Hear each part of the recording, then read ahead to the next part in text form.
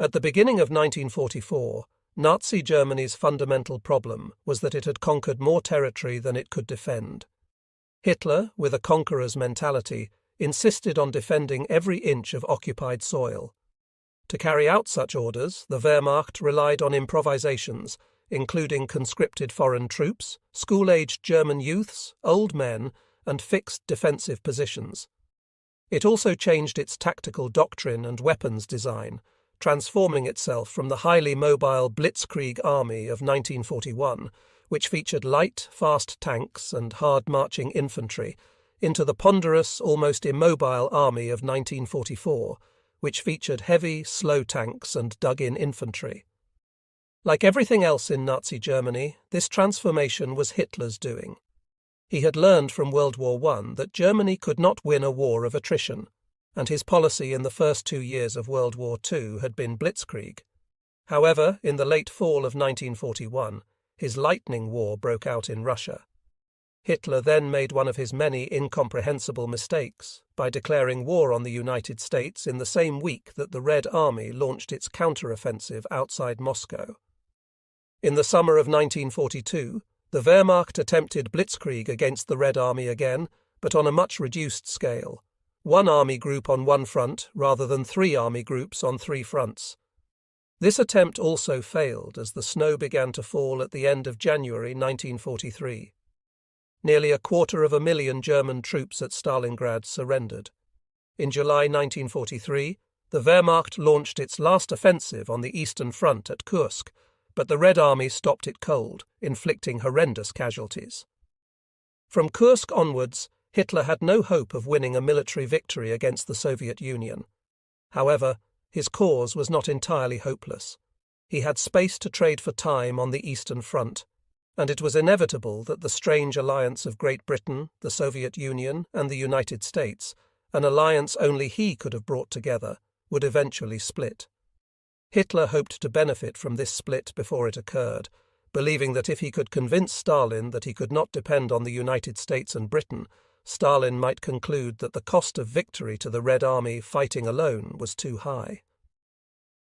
Once the Red Army had returned to the starting line of June 1941, occupying eastern Poland, Stalin might be willing to negotiate a peace based on a division of Eastern Europe between the Nazis and Soviets. Between August 1939 and June 1941, the Nazi and Soviet empires had been partners in an alliance based on a division of Eastern Europe between them.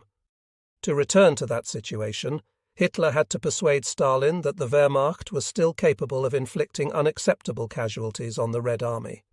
To achieve this, Hitler needed more fighting men and machines. To get them, he had to strip his Western Front. He needed to hurl the forthcoming invasion back into the sea, which is why D-Day was critical. In a November 3, 1943, Führer Directive No. 51, Hitler explained with crystal clarity, "For the last 2.5 years, the bitter and costly struggle against Bolshevism has made the utmost demands upon the bulk of our military resources and energies. The situation has since changed. The threat from the east remains, but an even greater danger looms in the west. The Anglo-American landing in the east, the vastness of the space will, as a last resort, permit a loss of territory even on a major scale without suffering a mortal blow to Germany's chance for survival. Not so in the west. If the enemy here succeeds in penetrating our defences on a wide front, consequences of staggering proportions will follow within a short time."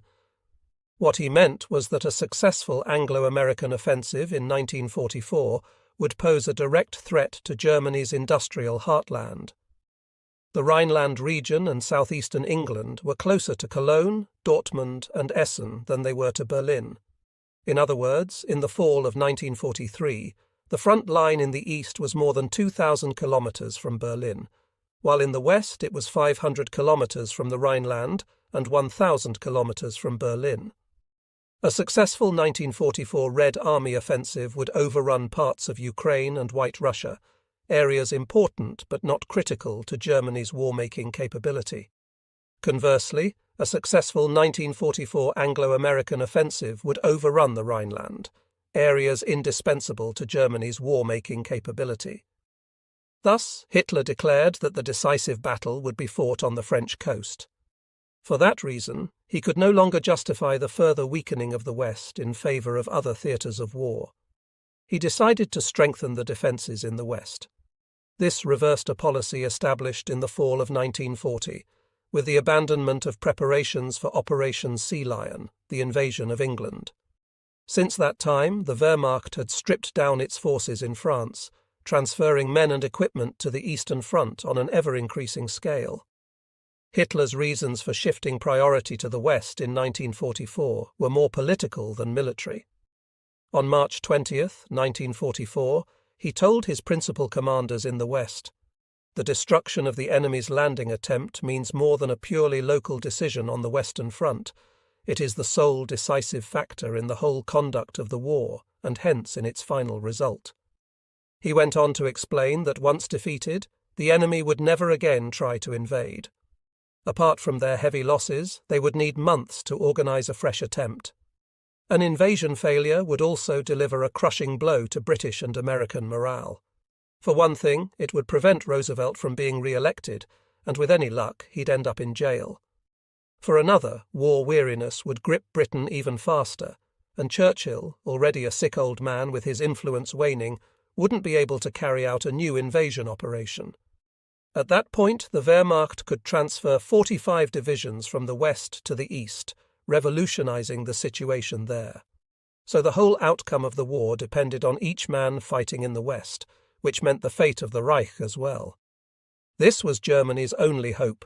More correctly, it was Hitler's and the Nazis' only hope for the German people and nation. The decision to continue the struggle spelled catastrophe. In any case, had Hitler's scenario played out, in the summer of 1945, the US Army Air Force, secure in its bases in England, would have started dropping atomic bombs on Berlin and other German cities. But of course, in early 1944, no one knew when or even if the American Manhattan Project would be able to produce such a bomb. Hitler's problem was not his priorities, but how to hurl the coming invasion back into the sea. That problem was compounded by many factors summed up in one word: shortages. Shortages of ships, planes, men, and guns.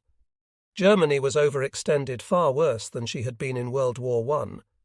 Hitler had criticized the Kaiser for getting into a two-front war, but at the end of 1943, Hitler was fighting a three-front war. On the Eastern Front, his troops were stretched over more than 2,000 kilometers. On the Mediterranean Front, which ran from southern Greece through Yugoslavia, across Italy and southern France, his troops were defending a line of some 3,000 kilometers. On the Western Front, his troops were called on to defend 6,000 kilometers of coastline, running from Holland to the southern end of the Bay of Biscay. Actually, there was a fourth front at home. The Allied air offensive against German cities had driven the Luftwaffe out of France, forcing it to fight over German skies to defend German cities. The bombing had not had a decisive effect on German war production, not even close, as Germany was increasing its output of tanks and guns through 1943, although not fast enough to make up the losses. But it had put the Luftwaffe on the defensive. Hitler hated that. Everything in his own psychology, everything in German military tradition, cried out for taking the offensive. But Hitler could not attack his enemies, at least not until his secret weapons came online. It was gall and wormwood to him, but he had to stay on the defensive. That necessity so stuck in his craw that it led him to make strategic and technological blunders of the greatest magnitude. When German physicists told him in 1940 that it might be possible to build an atomic bomb by 1945, he ordered them to abandon the project on the grounds that by then the war would have been won or lost. That was almost certainly a wise decision, not because his prediction was accurate, but because Germany did not have the industrial or natural resources to produce an atomic bomb. German scientists went to work instead on other weapons, at Hitler's insistence. These were offensive weapons, such as diesel submarines, pilotless aircraft, and rockets. The Vergeltungswaffen, vengeance weapons, were designed and used eventually, but in no way were they decisive. The V2, the world's first medium-range ballistic missile, was not a military weapon at all, but a terrorist device. The Scud missiles used by Iraq in 1991 in the Gulf War were only slightly improved versions of the V-2. Like the V-2, they were inaccurate and carried only a small explosive load. Hitler's passion for bombing London and his indifference to defending German cities led to a monstrous, history-changing misjudgment. In May 1943, Professor Willy Messerschmitt had a Me-262 twin-jet fighter ready for serial production. Its cruise speed was 520 mph, more than 120 miles per hour, faster than any plane the Allies could send against it, and it mounted 4 X-30mm cannons. Reichsmarschall Hermann Göring wanted the plane, but he had to clear it with Hitler. Hitler had been burned by Göring's promises too many times, and not until December 1943 did Hitler witness a demonstration of the 262's capabilities. Hitler was impressed, but wanted a bomber to hit London, not a fighter to defend Germany. Göring assured him that the 262 could be modified to carry bombs, whereupon Hitler went into great raptures about what the jet bomber would do to London and the anticipated Allied landings in France. Göring typically did not know what he was talking about. Messerschmitt could not make a fighter into a bomber, and a larger jet airplane was pushing the technology too hard. So he ignored Hitler's order, and Messerschmitt's works started turning out 262s, a total of about 120 by April 1944.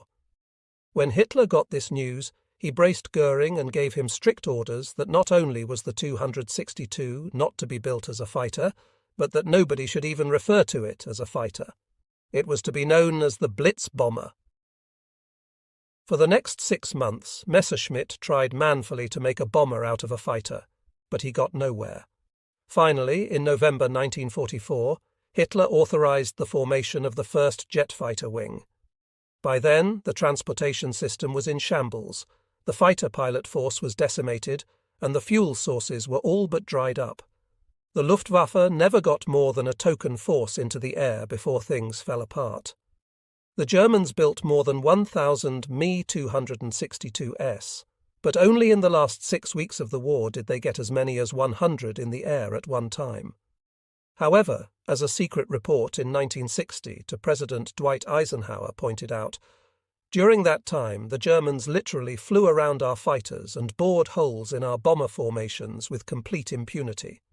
For example, 14 fighter groups escorted the 250 B-17 raid on Berlin, March 18, 1945, almost a 1-to-1 escort ratio.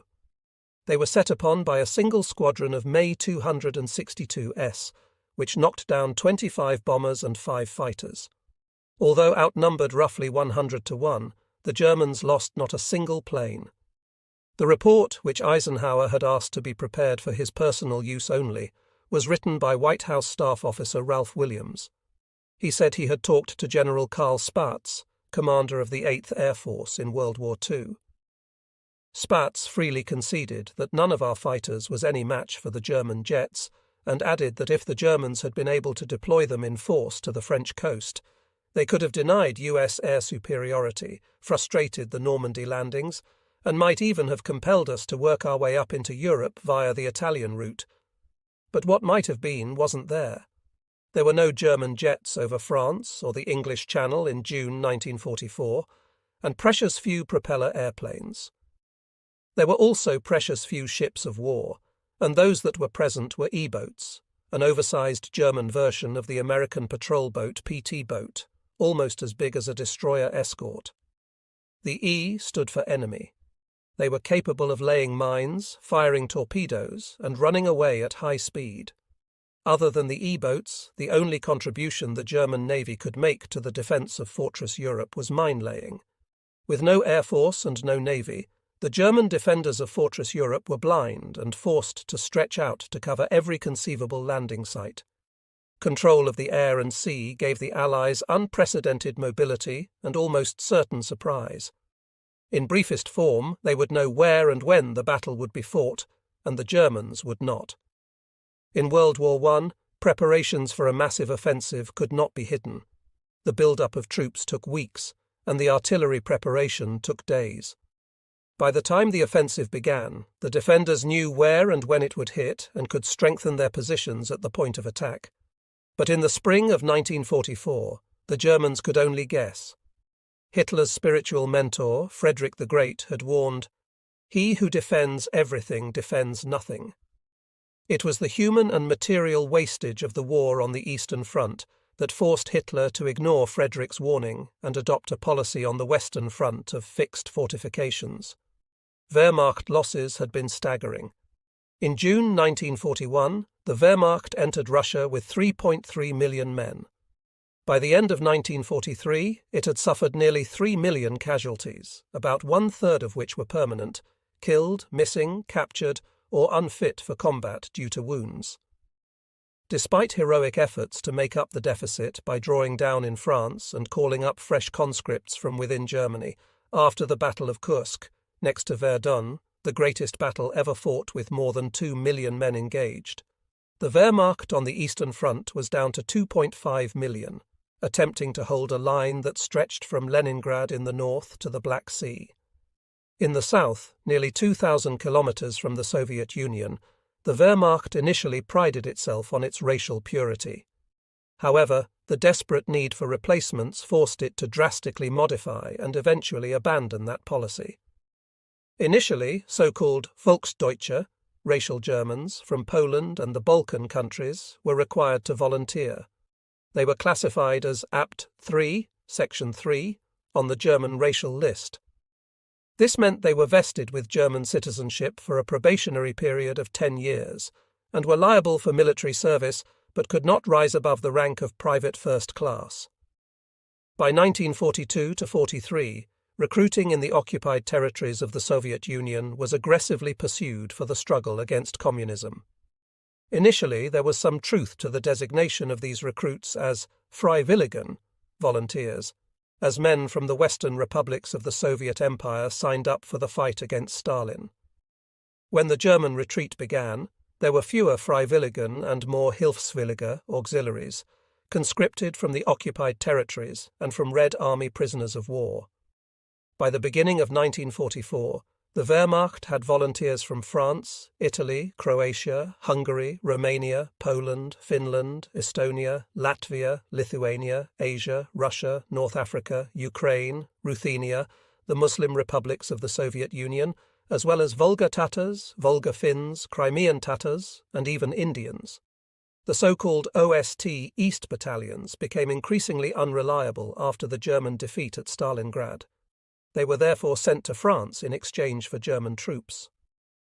At the beach called Utah on the day of the invasion, Lieutenant Robert Brewer of the 56th Parachute Infantry Regiment, 101st Airborne Division, U.S. Army, captured 4 Asians in Wehrmacht uniforms. No one could speak their language. Eventually, it was learned that they were Koreans. How on earth did Koreans end up fighting for Hitler to defend France against Americans? It seems they had been conscripted into the Japanese army in 1938. Korea was then a Japanese colony. Captured by the Red Army in the border battles with Japan in 1939, they were forced into the Red Army, captured by the Wehrmacht in December 1941 outside Moscow, and then forced into the German army and sent to France. What happened to them, Lieutenant Brewer never found out, but presumably they were sent back to Korea. If so, they would almost certainly have been conscripted again, either into the South or the North Korean army. It is possible that in 1950 they ended up fighting once again, either against the US Army or with it, depending on which part of Korea they came from. Such are the vagaries of politics in the 20th century. By June 1944, 1 in 6 German riflemen in France was from an OST battalion. Furthermore, the Wehrmacht sharply relaxed its physical standards to bring more genuine Germans into the line. Men with stomach and lung ailments were sent to the front. Convalescence time was cut, as was training time for recruits. Younger and older men were called up. Of an army of 4,270,000 men in December 1943, more than 1.5 million were over 34 years old. In the 79th Division on the Kenton Peninsula, the average age was 36. In the Wehrmacht as a whole, the average age was 31, whereas in the US Army, the average age was 25. Meanwhile, while the classes of 1925 and 1926 were called up as a consequence of these desperate measures, the Wehrmacht did not have the resources to conduct a defence in depth based on counterattacks and counter-offensives. It lacked sufficient high-quality troops, mobility and armour. The old men, boys and foreign troops were of value only if they were put into trenches or cement fortifications with German NCOs standing behind them, pistol in hand, ready to shoot any man who left his post. In 1939, Hitler had characterized the Wehrmacht as an army such as the world has never seen. It was far from that. At the end of 1943, the US War Department described the German soldier as one of several different types. The veteran of many fronts and many retreats is a prematurely aged, war-weary cynic, either discouraged and disillusioned or too stupefied to have any thought of his own. Yet he is a seasoned campaigner, most likely a non-commissioned officer, and performs his duties with the highest degree of efficiency. The new recruit, except in some crack SS units or protection detachments, is either too young or too old, and often in poor health. He has been poorly trained for lack of time, but if too young he makes up for this with fanaticism bordering on madness. If too old, he is driven by the fear of what his propagandists have told him will happen to the fatherland in case of an Allied victory, and even more by the fear of what he has been told will happen to him and his family if he does not carry out orders exactly as given. Thus even the old and sick perform to a certain point with the courage of despair.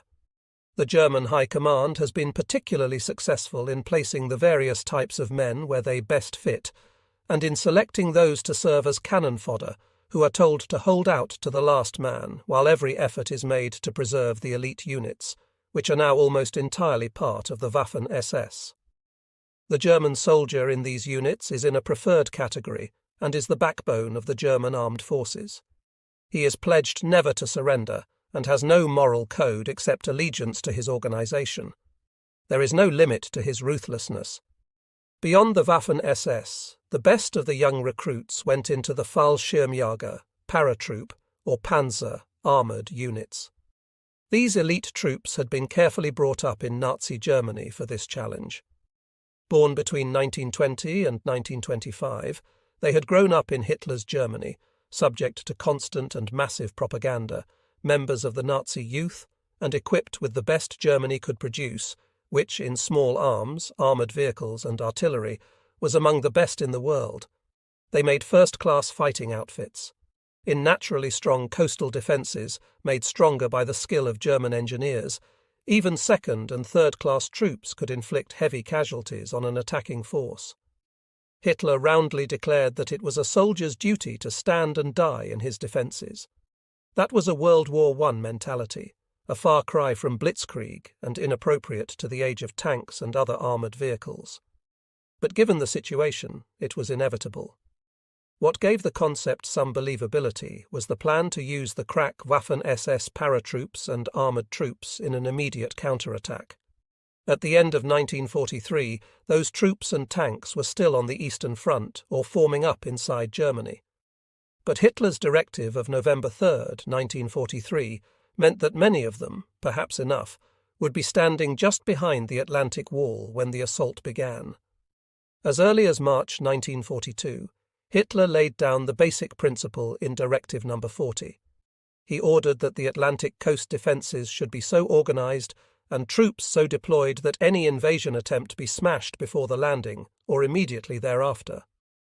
In August 1942, he decreed that fortress construction in France proceed with fanatic energy to create a continuous belt of interlocking fire emanating from bomb-proof concrete structures. In the words of the official American historian Gordon Harrison, Hitler was not then and never would be convinced that defense could not be made invulnerable if enough concrete and resolution could be poured into it. In September 1942, at a 3-hour conference with Reich Minister Albert Speer, Chief of Organisation Todt, Field Marshal Gerd von Rundstedt, Commander in the West, General Gunther Blumentritt, Chief of Staff OB West and others, Hitler reiterated his orders to prepare the strongest possible fortifications along the Atlantic Wall. They must be built, he said, on the assumption that the Anglo-Americans would enjoy air and naval supremacy. Only concrete could stand up to the crushing weight of bombs and shells. He therefore wanted 15,000 concrete strongpoints to be occupied by 300,000 men. As no portion of the coast was safe, the whole would have to be walled up. He wanted the fortifications completed by May 1st, 1943. Most of this was pure fantasy, and aside from the top priority positions, almost none of it was accomplished by the end of 1943. But the policy had been set and the commitment made. Rundstedt was unhappy with the idea of fixed fortifications. He argued that the Germans should hold their armoured units well back from the coast, out of range of Allied naval gunfire, capable of mounting a genuine counter-offensive. But shortages of armour, men, fuel and air coverage made that questionable. What Hitler could do was attempt to anticipate the landing site, keep what armour was available for the west near that place, and use it for local counterattacks while the Atlantic Wall held up the invaders. Tanks could seal off any penetration and drive the lightly armed and unarmoured first wave of invaders back into the sea. If the fortifications were strong enough to keep the Allies from establishing momentum, the trick was to pick the place to make the fortifications strong. The Pas-de-Calais was the logical place for the invasion for two overwhelming reasons. Between Dover and Calais is where the English Channel is narrowest, and the straight line from London to the Rhine and on to Berlin runs through London, Dover, Calais and Belgium. Hitler had to make a bet, and in 1943 he bet the invasion would come at the Pas-de-Calais. In a way, he tried to force the Allies to invade there. In the summer of 1943, he decided to install the launching sites for the V1 and V2 rockets in that area. He believed that whatever the Allies' previous plans might have been, the V weapons would be so dangerous as to force them to attack directly in the Pas-de-Calais in order to overrun the launching sites. Thus, the area around Calais became by far the strongest fortified portion of the Channel coast, and in 1944 the location of by far the greatest concentration of German armour in the West.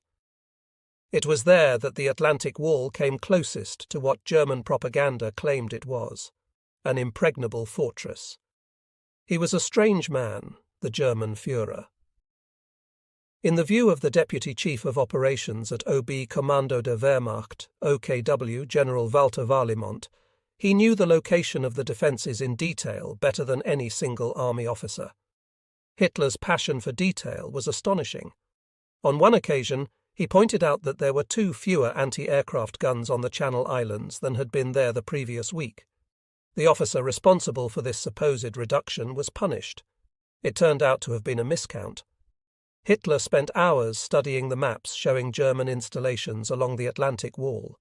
He demanded reports on building progress, the thickness of the concrete, the kind of concrete used, and the system used to put in the steel reinforcement. These reports often ran to more than 10 pages. But after ordering the creation of the greatest fortification in history, he never bothered to inspect any part of it. After leaving Paris in triumph in the summer of 1940, he did not set foot on French soil again until mid-June 1944. Yet he declared this was the decisive theatre. The Allied problem was to land, penetrate the Atlantic Wall, and secure a lodgment in an area suitable for reinforcement and expansion. The sine qua non of the operation was to achieve surprise. If the Germans knew where and when the attack was coming, they could surely concentrate enough men, concrete, tanks and artillery at the spot to defeat the assault. It was going to be difficult enough even with surprise. Amphibious operations are inherently the most complicated in war. Few have ever been successful.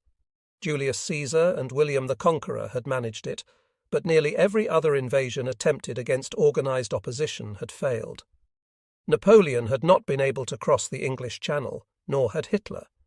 The Mongols were defeated by the weather when they tried to invade Japan, as were the Spanish when they tried to invade England.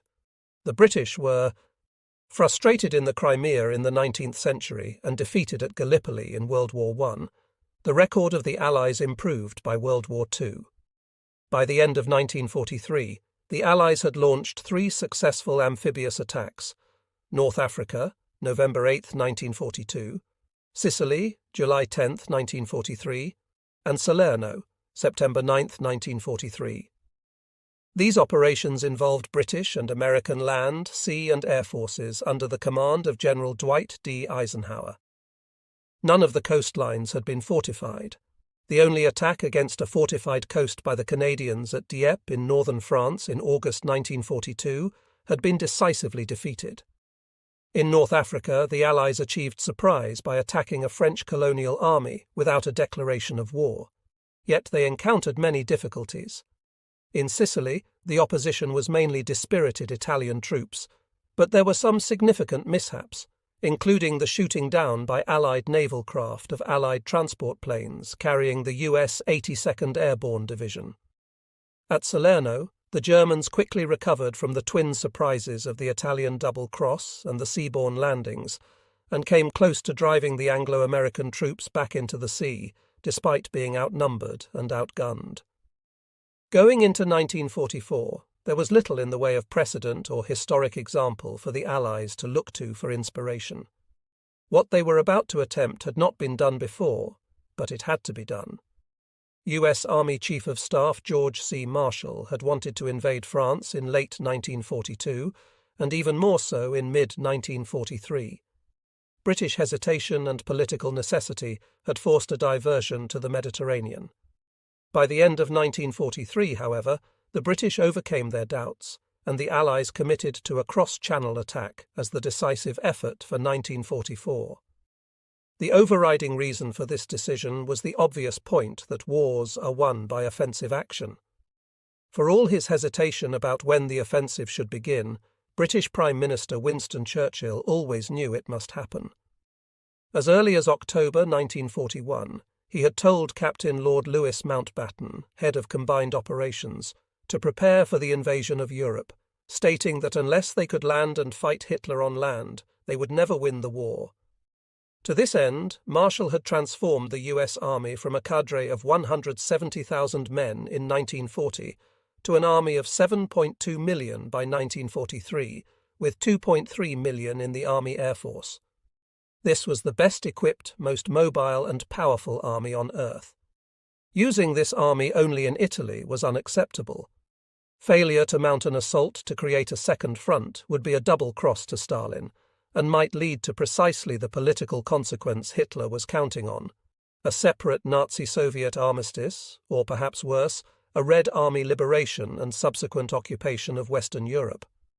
At a minimum, no cross-channel attack in 1944 would delay victory against the Nazis until late 1945, possibly 1946. Meanwhile, the political pressure to tell the British, "To hell with it, if you won't fight in France, we will take our army to the Pacific," would become irresistible. There had to be an assault. Despite the difficulties and German advantages, land lines of communication, fighting on the defensive, and fixed fortifications, the Allies had a decisive edge thanks to their control of the sea and air and the mass production of landing craft. The Allies had unprecedented mobility and could choose the time and place of the battle. Once the battle began, however, the advantage would shift to the Germans. Once in France, the Allied paratroops and seaborne troops would be relatively immobile until the beachhead had been expanded to allow self-propelled artillery and trucks to come ashore. Movement would be by legs rather than half-tracks or tyres. The Germans, meanwhile, could move to the sound of the guns by road and rail. By spring 1944, they would have 50 infantry and 11 armoured divisions in France. The Allies could hardly hope to put more than 5 divisions into the attack on the first day, enough to give them local superiority, but all reinforcements, bullets, bandages and K-rations would have to cross the English Channel to get into the battle.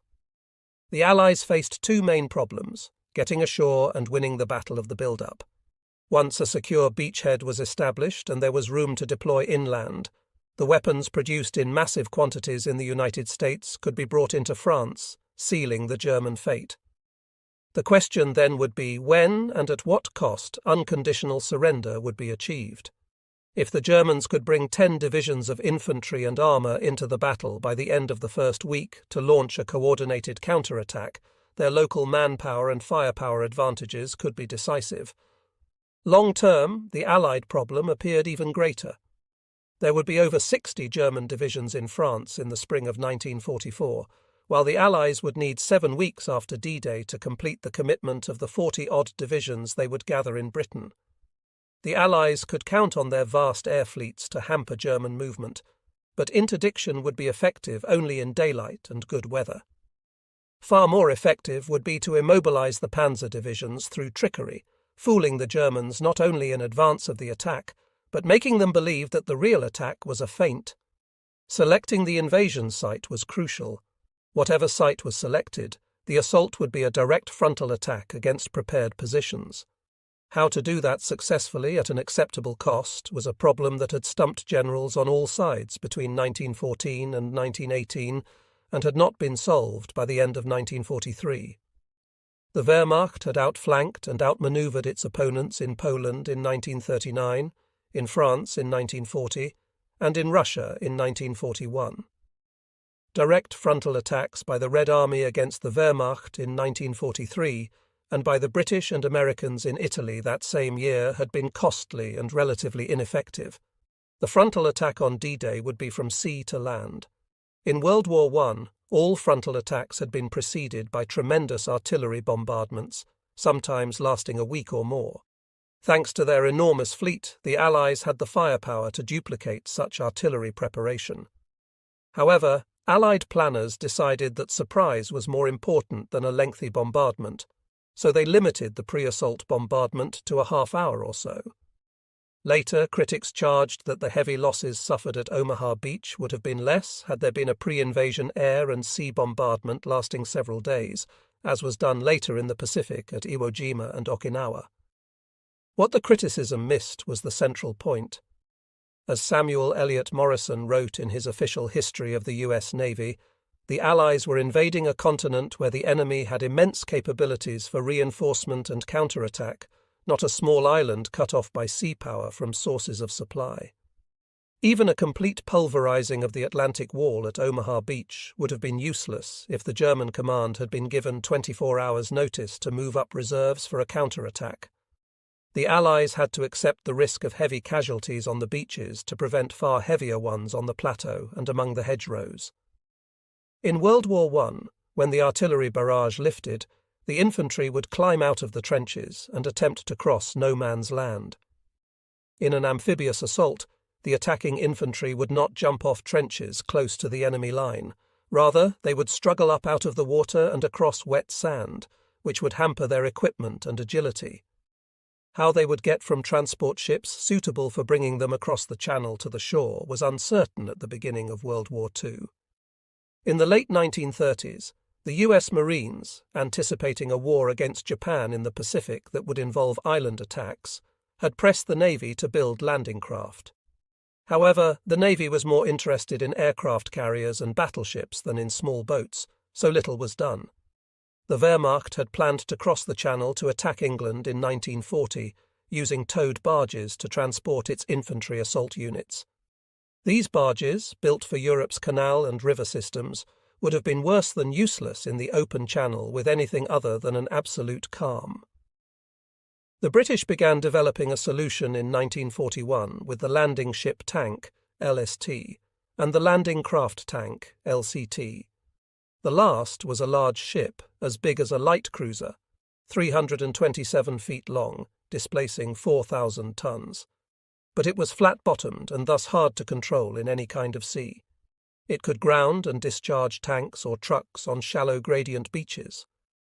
When it beached, 2 bow doors opened to the sides, and a ramp was lowered to allow vehicles to drive ashore.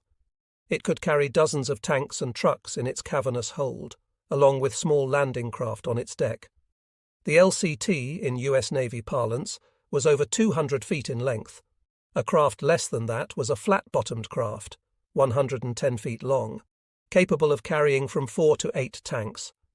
There were eventually 4 types of LCTs. Across relatively wide bodies of water, such as the Channel, even in rough seas, it could discharge its cargo over a ramp. When America entered the war, it took on the task of all LST and most LCT production, considerably improving the design.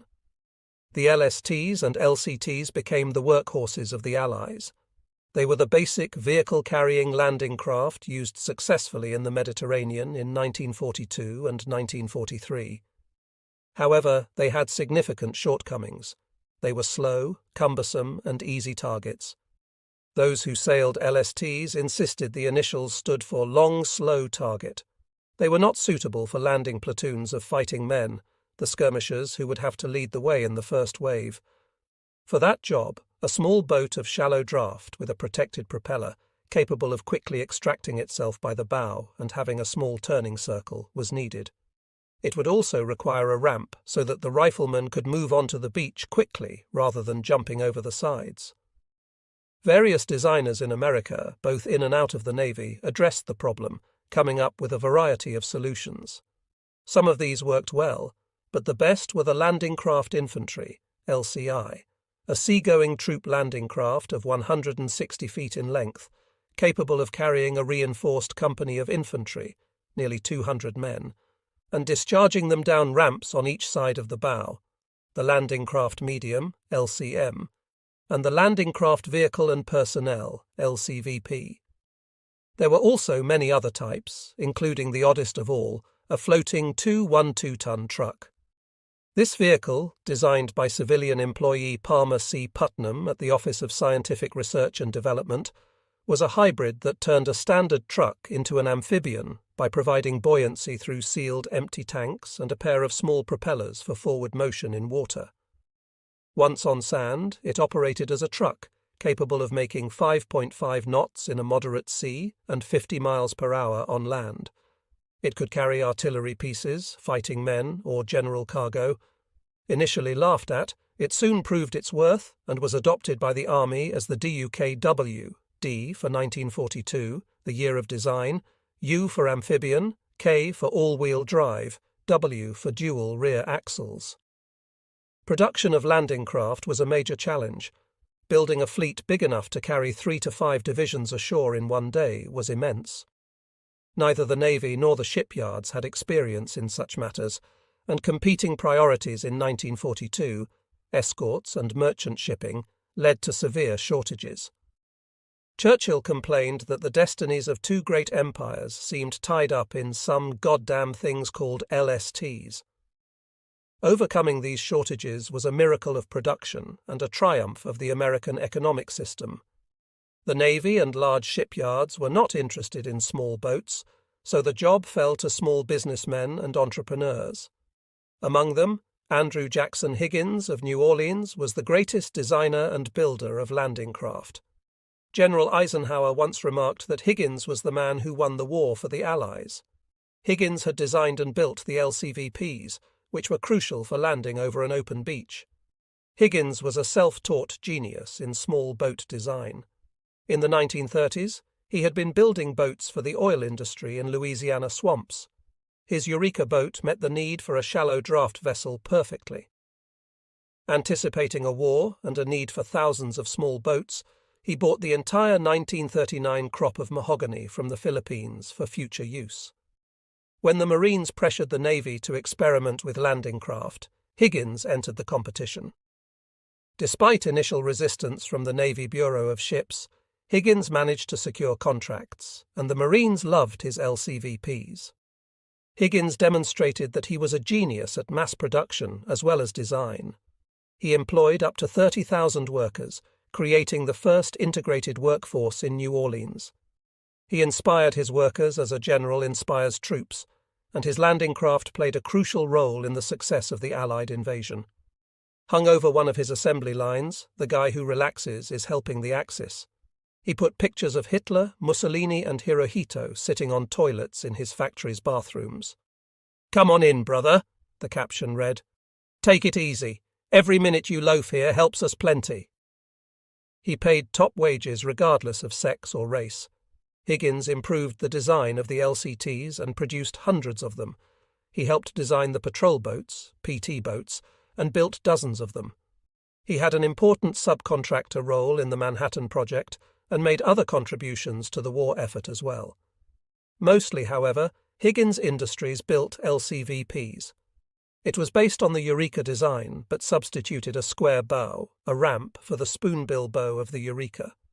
At 36 feet long and 10.5 feet wide, it was a floating cigar box propelled by a protected propeller and powered by a diesel engine. It could carry a platoon of 36 men or a jeep and a squad of a dozen men. The ramp was metal, but the sides and square stern were plywood. Even in a moderate sea, it would bounce and shake while swells broke over the ramp and sides. But it could bring a rifle platoon to the shoreline and discharge the men in a matter of seconds, then extract itself and go back to the mothership for another load. It fit the need perfectly. By the end of the war, Higgins Industries had produced over 20,000 LCVPs. They were dubbed Higgins boats and carried infantry ashore in the Mediterranean, in France, at Iwo Jima and Okinawa, and at other Pacific islands. More American fighting men went ashore in Higgins boats than in all other types of landing craft combined. The Higgins boats were carried across the Atlantic and later across the Channel on the decks of LSTs. They were lowered by davits. One of Higgins's arguments with the Bureau of Ships had been about length. He insisted that a 36-foot boat was the right length to meet the requirements, while the Navy said it had to be a 30-foot boat because the davits on the LSTs were designed for a boat of that length. "Change the davits!" Higgins thundered. Eventually, that common-sense solution was adopted. Together with the LCTs and other craft, they gave the Allies unprecedented mobility. The Allies had other advantages to help solve their problems. The Germans, who had been pioneers in creating a paratroop force, had given up on airborne operations after suffering disastrous losses in the 1941 capture of Crete. In any case, they did not have the transport capacity to mount much more than a small raiding party. But the American, British, and Canadian armies had airborne divisions and the planes to carry them behind enemy lines. Those planes were designated C-47S and dubbed DACs. Each could carry a stick of 18 paratroopers. The Dakota was the military version of the DC-3, a twin-engine plane built by Douglas Aircraft in the 1930s. It was unarmed and unarmoured, but it was versatile. It was slow, 230 miles per hour top speed, but the most dependable, rugged, and best-designed airplane ever built. A half-century and more later, most of the DC-3S built in the 30s were still in service, primarily flying as commercial transports over the mountains of South and Central America. The men the DACs carried were elite troops.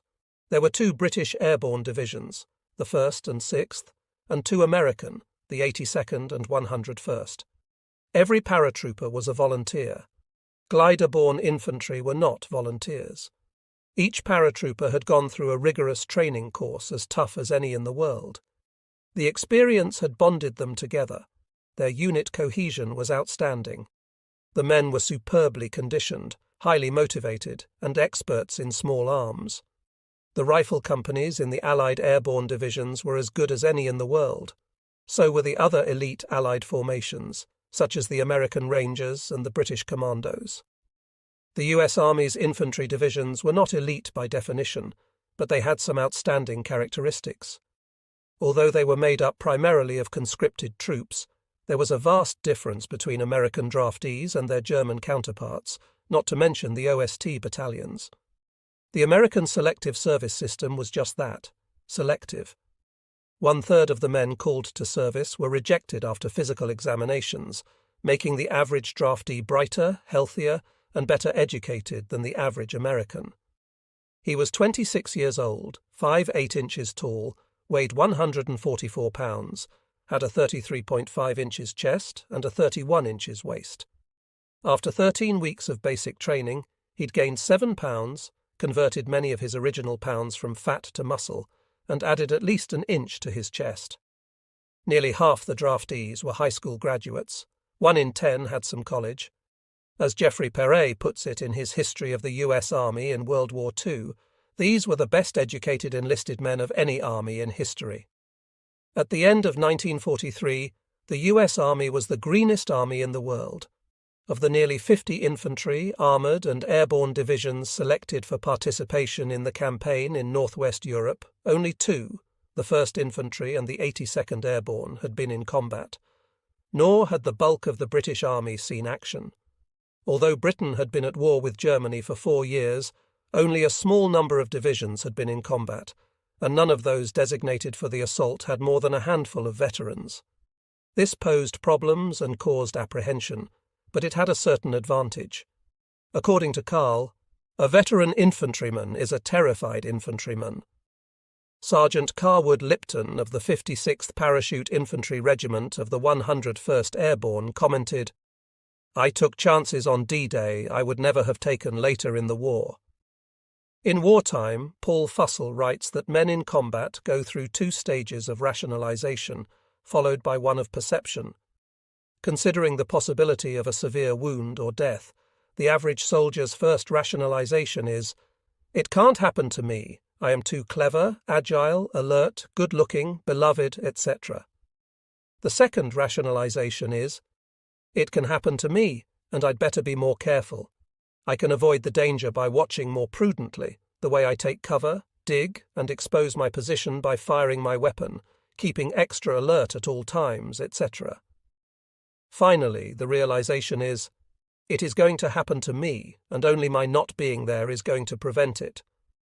For a direct frontal assault on a prepared enemy position, men who have not seen what a bullet or a landmine or an exploding mortar round can do to a human body are preferable to men who have seen the carnage. Men in their late teens or early 20s have a feeling of invulnerability, as seen in the remark of Charles East of the 29th Division. Told by his commanding officer on the eve of D-Day that 9 out of 10 would become casualties in the ensuing campaign, East looked at the man to his left, then at the man to his right, and thought to himself, "You poor bastards." Men like Sergeant Lipton and Private East, and there were thousands of them in the American Army, could overcome the problem of inexperience with their zeal and daredevil attitude. The ordinary infantry divisions of the British Army were another matter. They had been in barracks since the British Expeditionary Force retreated from the continent in June 1940. The ordinary soldier was not as well educated or as physically fit as his American counterpart. Superficial discipline, dress, saluting, etc., was much better than among the GIs, but real discipline, taking and executing orders, was slack. The British War Office had been afraid to impose discipline too strictly in a democratic army, on the odd notion that it might dampen the fighting spirit of the men in the ranks. Those British soldiers who were veterans had been badly beaten by the Wehrmacht in 1940. Their overseas mates had surrendered to an inferior Japanese army in Singapore in February 1941, to an inferior German army in Tobruk, Libya, in June 1942, and again to an inferior German force on the Greek island of Leros in November 1943. The one British victory in the war, at El Alamein in November 1942, had been won over an undersupplied, outgunned Afrika Korps. In pursuing the defeated Afrika Korps into Tunisia, as in the ensuing campaigns in Sicily and Italy, the British Eighth Army had not displayed much of a killer instinct. The Germans who fought against the British often expressed their surprise at the way British troops would do only what was expected of them, no more. They found it remarkable that the British would abandon a pursuit to brew up their tea, and even more remarkable that British troops would surrender when their ammunition ran low, when their fuel ran out, or when they were encircled. General Bernard Montgomery, commander of the Eighth Army, wrote his superior, Chief of the Imperial General Staff Field Marshal Alan Brooke, "The trouble with our British lads is that they are not killers by nature." One reason for the shortcomings of the World War II British Army was inferior weaponry. British tanks, trucks, artillery and small arms were not as good as those of their enemies or of their American partners. Another reason was the way in which the poison of pacifism had eaten into the souls of British youth after the catastrophes of the Somme, Flanders and elsewhere in World War I. In addition, senior officers were survivors of the trenches. They had nightmares from the experience and mistrusted offensive action in general, and direct frontal assaults even more. What their generals had ordered them to do, charge across no man's land, They would not. They knew it was stupid, futile, and suicidal. Their mistake was in thinking that the lessons of World War I applied to all offensive action. On the eve of the invasion, General Montgomery visited D Company, the Oxfordshire and Buckinghamshire Light Infantry, a glider-borne outfit in the 6th Airborne Division. Its commanding officer was Major John Howard. D Company had a special mission. It was composed of volunteers, had excellent junior officers, was well trained and primed to go. It was an outstanding rifle company. Montgomery's parting words to Howard were, "Bring back as many of the chaps as you can." Montgomery's approach to the launching of an offensive was markedly different from that of Field Marshal Douglas Haig in World War I, and certainly far more commendable. Yet those were strange words to say to the commander of an elite force undertaking an absolutely critical task. One might have thought something like, "John, whatever else, get the job done," would have been more appropriate. In part, Montgomery's caution was simple realism. Britain had reached her manpower limits. The British Army could not afford heavy losses, as there was no way to make them up. But it was precisely this point that infuriated Americans. In their view, the way to minimize casualties was to take risks to win the war as soon as possible, not to exercise caution in an offensive action.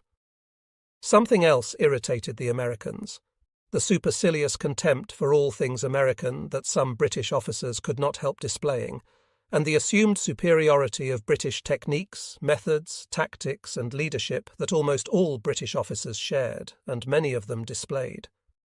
Officers regarded the Americans as novices in war, blessed with great equipment in massive quantities, and superbly conditioned, but with inexperienced enlisted men. Such officers felt it was their duty and destiny to train and teach the Americans. Field Marshal Sir Harold Alexander wrote to Brooke from Tunisia about the Americans. "They simply do not know their job as soldiers, and this is the case from the highest to the lowest, from the general to the private soldier. Perhaps the weakest link of all is the junior leader, who just does not lead, with the result that their men don't really fight." Another major problem the Allies faced at the end of 1943 was precisely the fact that they were allies. Napoleon once said, "Give me allies to fight against," pointing to an obvious truth. The Americans got on British nerves, and the British got on American nerves. This was exacerbated by proximity. As the American army in Britain began to grow in anticipation of the invasion, the friction increased. According to the British, the trouble with the Americans was that they were overpaid, oversexed, and overhear. The GIs responded that the trouble with the Brits was that they were underpaid, which was true, and undersexed, which tended to be true as British girls naturally gravitated to the GIs, who had money to throw around and were billeted in villages rather than segregated in isolated barracks. In Tunisia, Sicily, and Italy, the Tommies and the GIs had fought side by side, but there had been too much friction and too little functioning as a team. If they were going to penetrate the Atlantic Wall, they were going to have to learn to work together. One indication that they could do so was the designation of the force back in 1917, when members of the American Expeditionary Force were asked what A stood for. The Yanks replied, "After England failed." However, in 1943, A stood for Allied Expeditionary Force, as opposed to the untested, cocky, damn the torpedoes, full steam ahead American Army and the war-weary, too cautious British Army. The Germans could put into battle troops who, as described by Max Hastings, possessed an historic reputation as formidable soldiers. Under Hitler, their army attained its zenith. Hastings asserts that throughout World War II, wherever British or American troops met the Germans in anything like equal strength, the Germans prevailed. Hastings's judgment has become popular among military historians. A half-century after the war, the German soldier in World War II has assumed a mythical quality as the best fighting man not only in that war, but in almost any war ever fought. However, this judgment is wrong. The Wehrmacht had many fine units and outstanding soldiers, but they were not supermen. Even the WFF and SS elite troops of 1944 to 45 were not much, if any, better than ordinary Allied troops. Allied elite units, such as the airborne, Rangers and Commandos, were better than anything the Germans put into the field. What made the Germans look so good and so impressed Hastings and others was the kill ratio. It was almost 2, 1 in favour of the Wehrmacht, sometimes higher. But that criterion ignores a basic fact. The Wehrmacht versus the Anglo-American armies was almost always fighting on the defensive behind prepared positions or fixed fortifications such as the Mareth Line in Tunisia, the Winter Line in Italy, the Atlantic Wall in France, the West Wall in the final defence of Germany's borders. Even then, the Germans never managed to hold a position. They were always driven back. And, of course, the argument is that they were driven back by overwhelming firepower, that the Allies won because they outproduced the Germans, not because they outfought them. There is truth to that, but the only time in World War II that the Wehrmacht undertook a genuine offensive against American troops, it was soundly whipped. In the Ardennes, in December 1944, the Germans had the manpower and firepower advantage at Bastogne, where the 101st Airborne was encircled. It was almost a 10-to-1 advantage. Allied control of the air was useless for the first week of the battle due to miserable weather. The Germans were close to their supply dumps, and tanks rolling out of factories in the Rhineland could start firing almost as they left the factory gate. The Germans had some of their best Waffen-SS and Panzer divisions in the attack, ample artillery support, and yet the lightly armed 101st cut off from its supplies, cold, hungry, unable to properly care for its wounded, and running low on or out of ammunition, with little artillery support, held off desperate German attacks for more than a week. The American elite unit prevailed over the elite German units. Elsewhere in the Ardennes, the same pattern prevailed. Once they had recovered from their surprise, the American regular infantry units gave an excellent account of themselves.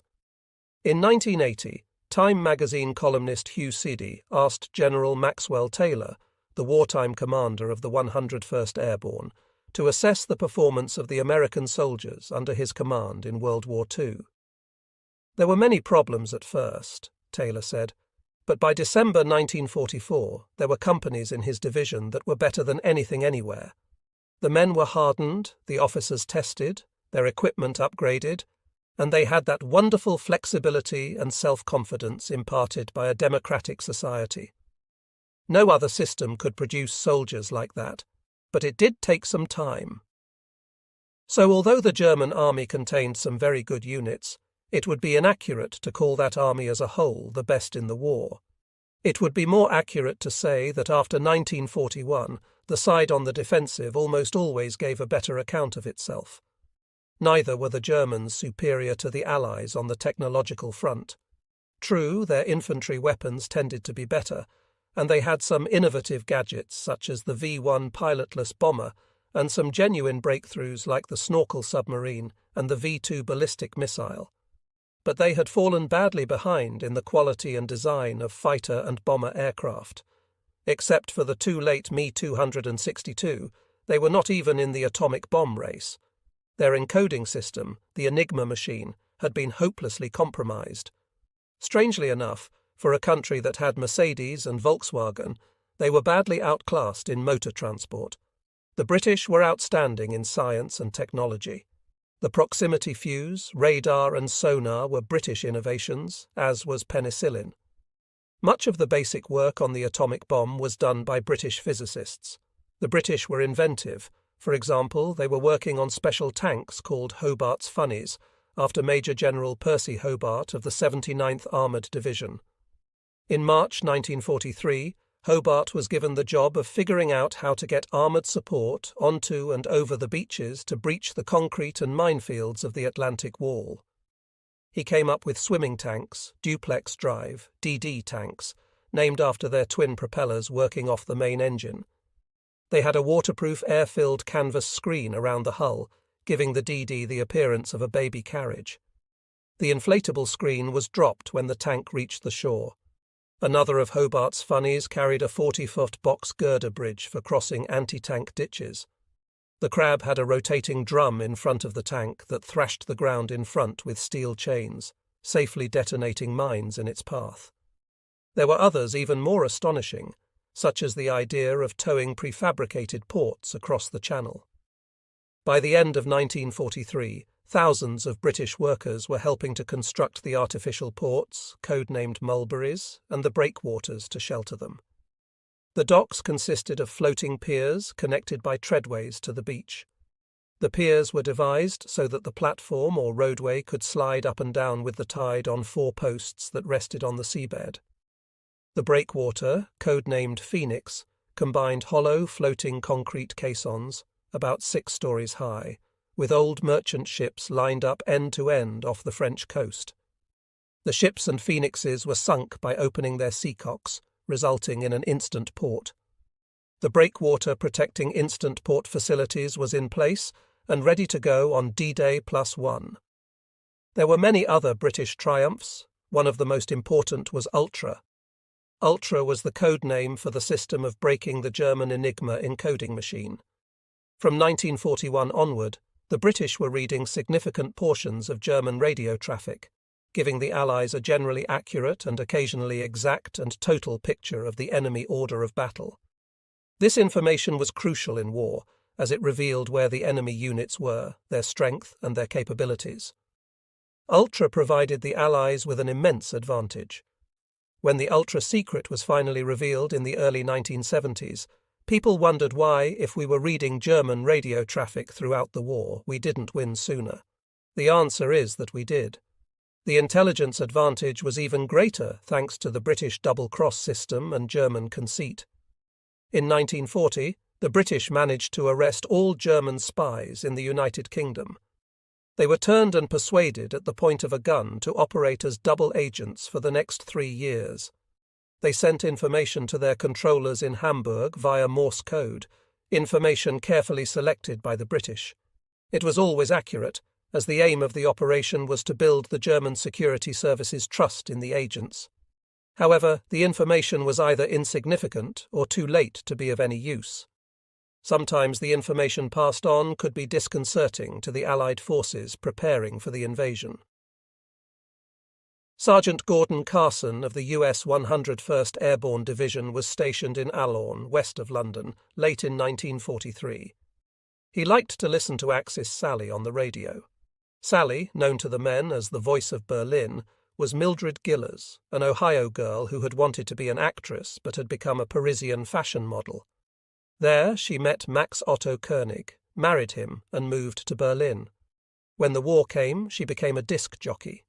She was popular with the American troops because of her accent and her sweet, sexy voice, and because she played the latest hits interspersed with crude propaganda. Why fight for the communists? Why fight for the Jews? Etc. That gave the men a laugh, but they did not laugh when Sally interspersed her commentary with remarks that sent chills up the spines of her listeners. For example, "Hello to the men of Company E, 56th P 101st AB in Alorn. Hope you boys enjoyed your passes to London last weekend. Oh, by the way, please tell the town officials that the clock on the church is 3 minutes slow." Axis Sally had her facts straight, and hundreds of GIs and Tommies tell stories similar to Carson's about the clock. 50 years later, the veterans still shake their heads and wonder how she knew that. She knew because the double-cross system had given her the information. The receipt of so much information from their agents reinforced the German conceit that they had the best set of spies in the world. This, combined with their conviction that Enigma was the best encoding machine, absolutely unbreakable, made them think they had the best intelligence and counterintelligence systems in the world. Fooling the Germans about Allied capabilities and intentions was the negative side of the espionage struggle. The positive side was gathering information on the German order of battle. Of course, Ultra made a priceless contribution here. To supplement Ultra, the Allies had 2 additional sources ready for full action by the end of 1943. The first was air reconnaissance. With the Luftwaffe fighting defensively, mostly inside Germany, the Americans and British were free to fly over France and take all the photographs they wished. However, tank and artillery parks could be hidden in woods and field emplacements camouflaged. This brought into play the second Allied source, the French resistance. partly to keep the economy producing at full capacity, and partly because the German occupiers in France tried to act decently to make friends. French civilians were not evacuated from the coastal areas. They could see where the Germans were positioning their guns, hiding their tanks, and placing their mines. When the time came, they had ways of getting that information over to England, primarily by working with the Special Operations Executive, SOE, a part of the vast British intelligence-gathering covert operations network. It is far too simple to say that the marriage of British brains and American brawn sealed the fate of Nazi Germany in the West. The British contributed considerable brawn, and the Americans contributed considerable brains. Still, there is some truth in it. If the British miracles of World War II included Hobart's funnies, Ultra, and the double-cross system, the American miracles included the production of war material such as the world had never seen. At the beginning of 1939, American industry was still flat on its back. Factory output was less than half of capacity, and unemployment was above 20%. 5 years later, unemployment was 1%, while factory capacity had doubled, then doubled again, and yet again. In 1939, the United States produced 800 military airplanes. When President Franklin Roosevelt called for the production of 4,000 airplanes per month, people thought he was crazy. But by 1942, the United States was producing 4,000 a month, and by the end of 1943, 8,000 per month. There were similar, almost unbelievable great leaps forward in the production of tanks, ships, landing craft, rifles, and other weapons. All this took place while the United States put a major effort into the greatest industrial feat to that time, the production of atomic weapons. Hardly begun in 1942, it was completed by mid-1945. That a cross-channel attack against the Atlantic Wall could even be contemplated was a tribute to what Dwight Eisenhower called the fury of an aroused democracy. What made D-Day possible was the never-ending flow of weapons from American factories: Ultra, the double-cross system, victory in the Battle of the Atlantic, control of the air and sea, British inventiveness, the French resistance, the creation of citizen armies in the Western democracies, the persistence and genius of Andrew Higgins and other inventors and entrepreneurs, the cooperation of business, government, and labor in the United States and the United Kingdom, and more, all summed up in the single word, teamwork. The two men had much in common. Born in 1890, Dwight Eisenhower was 1 year older than Erwin Rommel.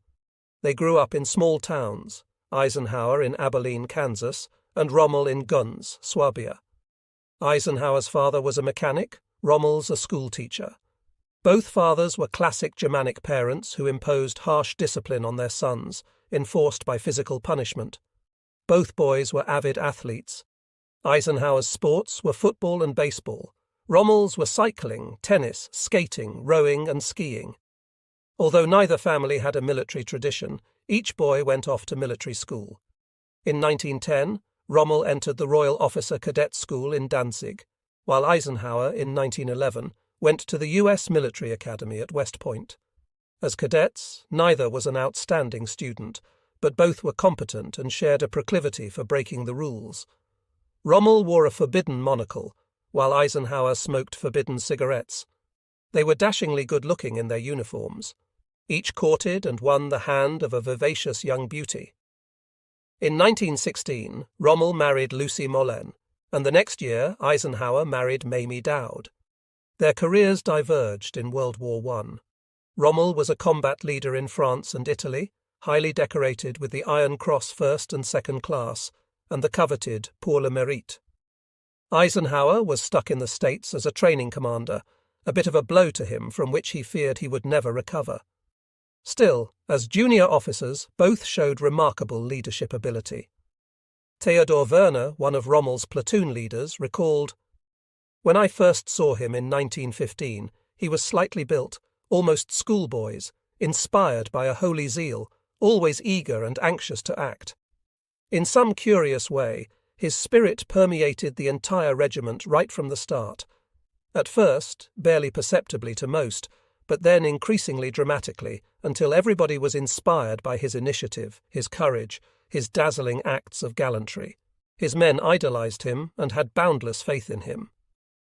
Sergeant Major Claude Harris recalled of Eisenhower, "He was a strict disciplinarian, an inborn soldier, but most human and considerate. Despite his youth, he possessed a high understanding of organization. This principle built for him high admiration and loyalty from his officers, perhaps unequaled by few commanding officers." Lieutenant Ed Tier, one of Eisenhower's subordinates, wrote, "Our new captain, Eisenhower by name, is, I believe, one of the most efficient and best army officers in the country. He has given us wonderful bayonet drills. He gets the fellows' imaginations worked up and hollers and yells and makes us shout and stomp until we go tearing into the air." As if we meant business in the interwar years, RML remained a line officer while Eisenhower was a staff officer. Promotions were slow at best, but neither ever thought of any life other than that of a soldier. Even though each was ambitious and could have been a success in a number of civilian occupations, they impressed their superiors. RML's regimental commander wrote of him in 1934, "Head and shoulders above the average battalion commander in every respect." That same year, Eisenhower's superior, Chief of Staff Douglas MacArthur, wrote, "This is the best officer in the army. When the next war comes, he should go right to the top." The war brought both men out of obscurity. RML made his reputation first as commander of the Panzer Division that led the way through France in 1940. He added enormous luster to it and became a world figure as commander of the Africa Corps in the eastern North African desert in 1941–42. Eisenhower became a world figure in November 1942 in the western North African desert as commander of the Allied forces. Despite his spectacular victories in the desert, after RML lost the Battle of El Alamein in the late fall of 1942, he became what Hitler called a defeatist, what others would call a realist. On November 20th, when he learned that 45 out of 50 transport airplanes bringing fuel for his tanks had been shot down thanks to an ultra-intercept, RML went for a walk in the desert with one of his young battalion commanders, Major Baron Hans von Luck. "That's the end," the major recalled RML saying.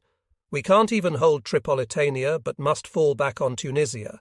There, in addition, we shall come upon the Americans. Our proud Africa Army and the new divisions that have landed in northern Tunisia will be lost." Major Luck protested that they still had a chance. RML said no. As Luck recalled the conversation, RML said, "Supplies will not be forthcoming. Hitler's HQ has already written off this theatre of war. All he requires now is that the German soldier stands or dies. Luck, the war is lost." Despite his misgivings, RML fought on. The Americans, coming from the west, were waiting for the Africa Corps in Tunisia. There, in February 1943, Rommel and Eisenhower first clashed in the Battle of Kasserine Pass. Through surprise and audacity, Rommel scored impressive initial gains against the untried and inadequately trained American troops, who were led by untried and ill-prepared American generals, including Eisenhower, who was fighting his first real battle. Eisenhower made many mistakes but recovered from them, used his logistical and firepower superiority effectively, and eventually won the battle. By this time, Rommel was suffering from high blood pressure, while Eisenhower had violent headaches, nervous exhaustion, and rheumatism. Partly to preserve Rommel's health, partly to preserve his reputation, and partly to save himself from daily demands for more supplies for North Africa, Hitler ordered Rommel home after promoting him to field marshal. He spent most of the remainder of 1943 without a command. Eisenhower spent the remainder of 1943 commanding the assaults on Sicily and Italy. Both attacks were successful, but the campaigns that followed were disappointing. In Sicily, the American 7th Army, 5 divisions strong, and the British 8th Army, 4 divisions strong, took 5 weeks to drive 2 German divisions from the island. In Italy, progress was excruciatingly slow, and the Germans managed to impose a stalemate far south of Rome. Despite the disappointments and personal exhaustion, Eisenhower was consistently optimistic. He wrote to his wife, "When pressure mounts and strain increases, everyone begins to show the weaknesses in his makeup. It is up to the commander to conceal his, above all, to conceal doubt, fear, and distrust. How well he was able to do so was indicated by a member of his staff who wrote from North Africa, "Eisenhower was a living dynamo of energy, good humor, an amazing memory for details, and amazing courage for the future. He made a study of leadership, which in his view was not an art, but a skill to be learned. The one quality that can be developed by studious reflection and practice is the leadership of men," he declared. He wrote that it was at his first command post in Yalta in early November 1942 that he first realized how inexorably and inescapably strain and tension wear away at the leader's endurance, judgment, and confidence. No matter how bad things got, no matter how anxious the staff became, the commander had to preserve optimism in himself and in his command. Without confidence, enthusiasm, and optimism in the command, victory is scarcely obtainable. Eisenhower realized that optimism and pessimism are infectious, and they spread more rapidly from the head downward than in any other direction. He learned that a commander's optimism has a most extraordinary effect upon all with whom he comes in contact. With this clear realization, he firmly determined that his mannerisms and speech in public would always reflect the cheerful certainty of victory. Any pessimism and discouragement he might ever feel would be reserved for his pillow. Eisenhower never talked to a subordinate the way Rommel talked to Major Luck. Of course, Eisenhower had much more to be optimistic about, but there were other striking differences between the two men based as much on personality as on their positions. Rommel was impatient with the difficulties of logistics and administration, while Eisenhower, for almost 2 decades a staff officer, was a master at both. Rommel tended toward arrogance, while Eisenhower carefully cultivated an image of himself as a simple Kansas farm boy trying to do his best. Rommel did not like his Italian allies, and indeed hardly tried to hide his contempt for them, while Eisenhower had a genuine liking for his British allies, and did all he could to ensure smooth cooperation with them. Rommel often allowed his temper to flare with his staff, as did Eisenhower, and found it hard to delegate authority, an area in which Eisenhower was his exact opposite. Rommel was a loner, a solitary genius, a general who led by inspiration and intuition. Eisenhower was a team player, a manager of vast enterprises, a general who led by deciding what was the best plan after careful consultation with his staff and field commanders, then getting everyone behind the plan. On the battlefield, Rommel was an aggressive risk-taker. Eisenhower was a cautious calculator. Rommel won battles through brilliant maneuvering, Eisenhower by overwhelming the enemy. As Rommel always commanded forces that were inferior in numbers and firepower, his method was appropriate to his situation.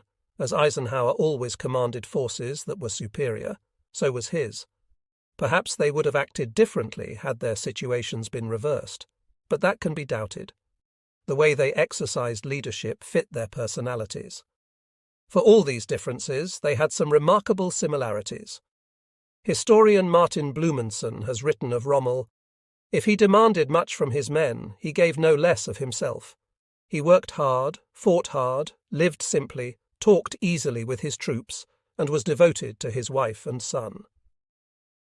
Exactly those same words could be written about Eisenhower. Each general had a strong, happy marriage through the war years. Each man wrote regularly to his wife in the letters.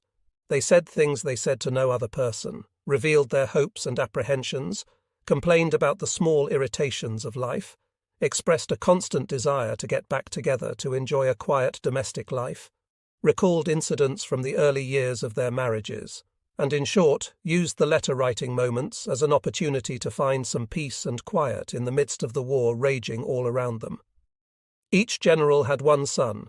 Manfred Rommel joined the Luftwaffe as an anti-aircraft gunner in early 1944, immediately after his 15th birthday, while John Eisenhower was a cadet at West Point who graduated on June 6, 1944, and went straight into the Army.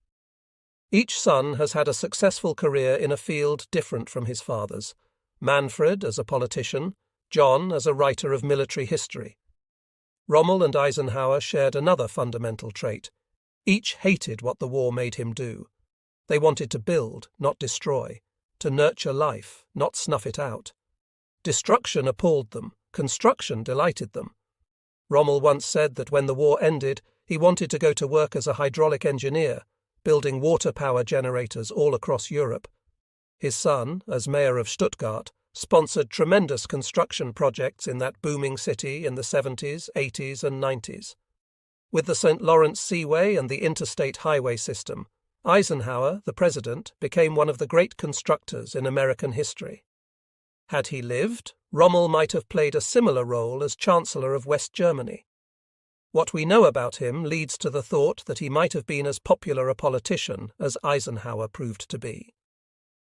In late October 1943, General Alfred Jodl, Chief of Operations at Oberkommando der Wehrmacht, OKW, suggested to Hitler that Rommel be given tactical command in the West under Field Marshal Gunther von Rundstedt, who was Commander-in-Chief West. Rundstedt, Germany's senior serving Field Marshal at 69, was much too old to command in battle. He was short of energy and short of supplies, so although he had been charged with building an impregnable Atlantic wall, little had been done. Jodl's idea was that Rommel would provide the badly needed drive to get on with the work. Typically, Hitler temporized. He did not give Rommel tactical command for the invasion battle, but he did order him to make an inspection of the Atlantic Wall and report back to him.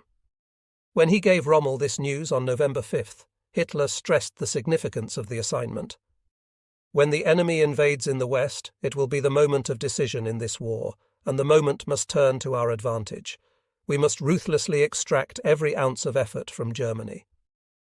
Rommel spent the middle 2 weeks of December on his inspection tour, travelling from the North Sea to the Pyrenees Mountains. He was shocked by what he saw. He denounced the Atlantic Wall as a farce, a figment of Hitler's Vulcan-Cuxheim, an enormous bluff more for the German people than for the enemy, who, through his agents, knew more about it than the Germans did. Drawing on his experience in North Africa, Rommel told his chief engineer officer, General Wilhelm Meiser, that Allied control of the air would prevent the movement of German reinforcements to the battle area. "So our only possible chance will be at the beaches," he said. "That's where the enemy is always weakest. As a start on building a genuine Atlantic wall, I want anti-personnel mines, anti-tank mines, and paratroop mines. I want mines to sink ships and mines to sink landing craft. I want some minefields designed so that our infantry can cross them but no enemy tanks. I want mines that detonate when a wire is tripped, mines that explode when a wire is cut, mines that can be remote controlled, and mines that will blow up." When a beam of light is interrupted, Rommel predicted that the Allies would launch their invasion with aerial bombings, naval bombardments, and airborne assaults, followed by seaborne landings. No matter how many millions of mines were laid, he felt that the fixed defences could only hold up the assault, not turn it back. It would take a rapid counterattack on D-Day itself by mobile infantry and panzer divisions to do that. Thus, those units had to be moved close to the coast to be in position to deliver the decisive counterattack on this critical issue. Rounet disagreed. Rounet wanted to let the Allies move inland, then fight the decisive battle in the interior of France, well out of range of the heavy guns of the British and American battleships and cruisers. This fundamental disagreement would plague the German High Command right through to D-Day and beyond. Rounet and Rommel were offensive-minded generals, as were all Vermont-trained officers, but they were on the defensive now. German generals never learned to like it, although in a tactical sense they became proficient at it, as the Red Army could attest.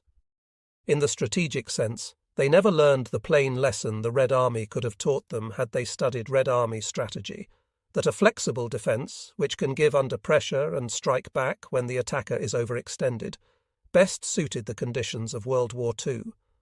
Rommel's report that Allied air power would make movement inland difficult, if not impossible, ignored Rounet's point that by fighting on the beach, the Germans would be putting themselves under the guns of the Allied fleet. Despite their disagreement, Rommel and Rounet got on well together, and were agreed that the attack would most likely come at the Pas-de-Calais. Rounet recommended that Rommel's Army Group B headquarters be given command of the 15th and 7th Armies, stretching from Holland to the Loire River in southern Brittany. Hitler agreed. On January 15, 1944, Rommel took up his new command at the end of November 1943. Roosevelt and Churchill, along with their staffs, went to Tehran, Iran, for a meeting with Stalin. The Soviet leader wanted to know about the Second Front. Roosevelt assured him that the invasion was definitely on for the spring of 1944 and had a code name selected by Churchill from a list kept by the British Chiefs of Staff, Overlord. Stalin demanded to know who was in command. Roosevelt replied that the appointment had not yet been made. Stalin said that in that case, he did not believe the Western Allies were serious about the operation. Roosevelt promised to make the selection in 3 or 4 days. Despite his promise, Roosevelt shrank from the distasteful task of making the decision. His preferred solution was Chief of Staff George Marshall for Overlord, with Eisenhower returning to Washington to become Chief of Staff of the Army. This had little to recommend it, as it would make Eisenhower Marshall's boss, an absurd situation, and worse, put Eisenhower in a position of giving orders to his old boss MacArthur, now commander in the Southwest Pacific Theater. Nevertheless, Roosevelt desperately wanted to give Marshall his opportunity to command in the field, the army he had raised, equipped, and trained. When the entourage arrived in Cairo, Egypt, in early December, Roosevelt asked Marshall to express his personal preference, hoping to make the decision for him. But Marshall replied that while he would gladly serve wherever the president told him to, he would not be the judge in his own case. Roosevelt reluctantly made his decision. As the last meeting at Cairo was breaking up, Roosevelt asked Marshall to write a message to Stalin for him. As Roosevelt dictated, Marshall wrote, "The immediate appointment of General Eisenhower to command of Overlord operation has been decided upon." Eisenhower got the most coveted command in the war by default, or so it seemed. In explaining his reasoning afterward, Roosevelt said that he just could not sleep at night with Marshall out of the country, since the commander had to be an American because the Americans were contributing 34% of the total force committed to Overlord. A process of elimination brought it down to Eisenhower, but there were manifold positive reasons for Eisenhower's selection. He had commanded 3 successful invasions, all of them joint operations involving British and American air, sea, and land forces. He got on well with the British, and they with him. General Montgomery, already selected as commander of the ground forces committed to Overlord, said of Eisenhower, "His real strength lies in his human qualities. He has the power of drawing the hearts of men towards him, as a magnet attracts a bit of metal. He merely has to smile at you and you trust him at once." Admiral Sir Andrew Cunningham, the First Sea Lord, told Eisenhower it had been a great experience to serve under him in the Mediterranean. He had watched Eisenhower bring together the forces of 2 nations, made up of men with different upbringings, conflicting ideas on staff work, and apparently irreconcilable ideas, and forge them into a team. "I do not believe," Cunningham said, "that any other man than yourself could have done it." The key word was team. Eisenhower's emphasis on teamwork and his never-flagging insistence on working together were the single most important reasons for his selection. On December 7, 1943, Eisenhower met Roosevelt in Tunis, where the president was stopping on his way back to Washington. Roosevelt was taken off his plane and put in Eisenhower's car. As the automobile began to drive off, the president turned to the general and said almost casually, "Well, Ike, you are going to command Overlord." His title was Supreme Commander of the Allied Expeditionary Force. At Marshall's insistence, Eisenhower returned to the States for a 2-week furlough, followed by a series of briefings and meetings. He flew to Britain in mid-January, landing in Scotland and taking a train to London. On January 15, 1944, he took up his new command. When Eisenhower had first visited London in June 1942, there was a suite waiting for him at Claridge's, then London's best and most expensive hotel.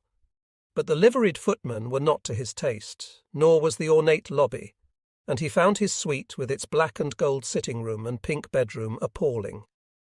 He moved to a less elegant hotel and had aides secure for him a quiet place in the country where he could relax. It was a small, modest two-bedroom house in Kingston, known as Telegraph Cottage. When Eisenhower returned to London in January 1944, he immediately complained that having Overlord headquarters in the city was distracting. Churchill, the American ambassador, and other VIPs felt free to call on him at any hour, and the staff found the temptations of London nightlife too much to pass up. Within 2 weeks, he moved the headquarters to Bushy Park outside the city. There, the staff, with considerable grumbling, moved into tents. Aides found a nearby mansion in Kingston Hill for his residence, but he found it much too grand. He asked about Telegraph Cottage and found that Air Marshal Arthur Tedder, his deputy supreme commander, was living there. He persuaded Tedder to switch residences, so the supreme commander thus had the least pretentious home of any general officer in England. When Rommel went to Paris at the beginning of January 1944 to meet with Rounet, who was living in considerable splendour in the Hotel Georges V, the city seemed to him like Babel. He wanted to establish his headquarters somewhere else. His naval aide, Vice Admiral Friedrich Roux, said he had just the place. On a trip back to Paris from the coast, Roux had stopped in at the Château de la Roche-Guyon, located on the Seine River in a village of 543 residents, some 60 kilometres downstream from Paris. The chateau had been the seat of the Duc de la Roche-Guyon for centuries. Thomas Jefferson had been a guest there in the late 18th century when he was American ambassador to France, and a friend of the most famous of the dukes, the writer François. Roux was an avid reader of La Roche-Guyon's maxims, and had called on the Duchess to pay his respects. Roux told Rommel the location was perfect, out of Paris, within equal distance of the 7th and 15th Army's headquarters, and the chateau was large enough to hold the staff. So the staff, with much grumbling, left Paris to set up headquarters in the sleepy village of La Roche-Guyon. Eisenhower wanted a dog for a companion. Aides found him a Scotty puppy he named Telk, a shortened form of Telegraph Cottage. Rommel wanted a dog for a companion too. Aides found him a duck-hunting puppy. The dogs slept in their respective masters' bedrooms. There were more meaningful comparisons. Each general jammed his feet into the stirrups, took hold of the reins, and galloped into action. Where there had been hesitation and drift, there was now conviction and movement. Their resolution was absolute. "I'm going to throw myself into this new job with everything I've got," Rommel wrote his wife, "and I'm going to see it turns out a success." Eisenhower said on arrival, "We are approaching a tremendous crisis with stakes incalculable." The generals set a pace that left other men in their early 50s panting and exhausted.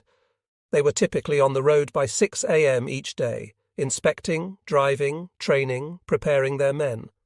They ate on the run, field rations or a sandwich and a cup of coffee, and did not return to their quarters until well after dark. Eisenhower averaged 4 hours of sleep per night, Rommel hardly more. One difference: Eisenhower smoked 4 packs of cigarettes a day, while Rommel never smoked. There were other significant differences. Although both men were full of resolve, the defender could not keep his doubts out of his mind, while the attacker refused to entertain any doubts. On January 17th, Rommel wrote his wife, "I think we're going to win the battle for the defence of the West for certain, provided we get enough time to set things up." For Eisenhower, there were no provides, only challenges.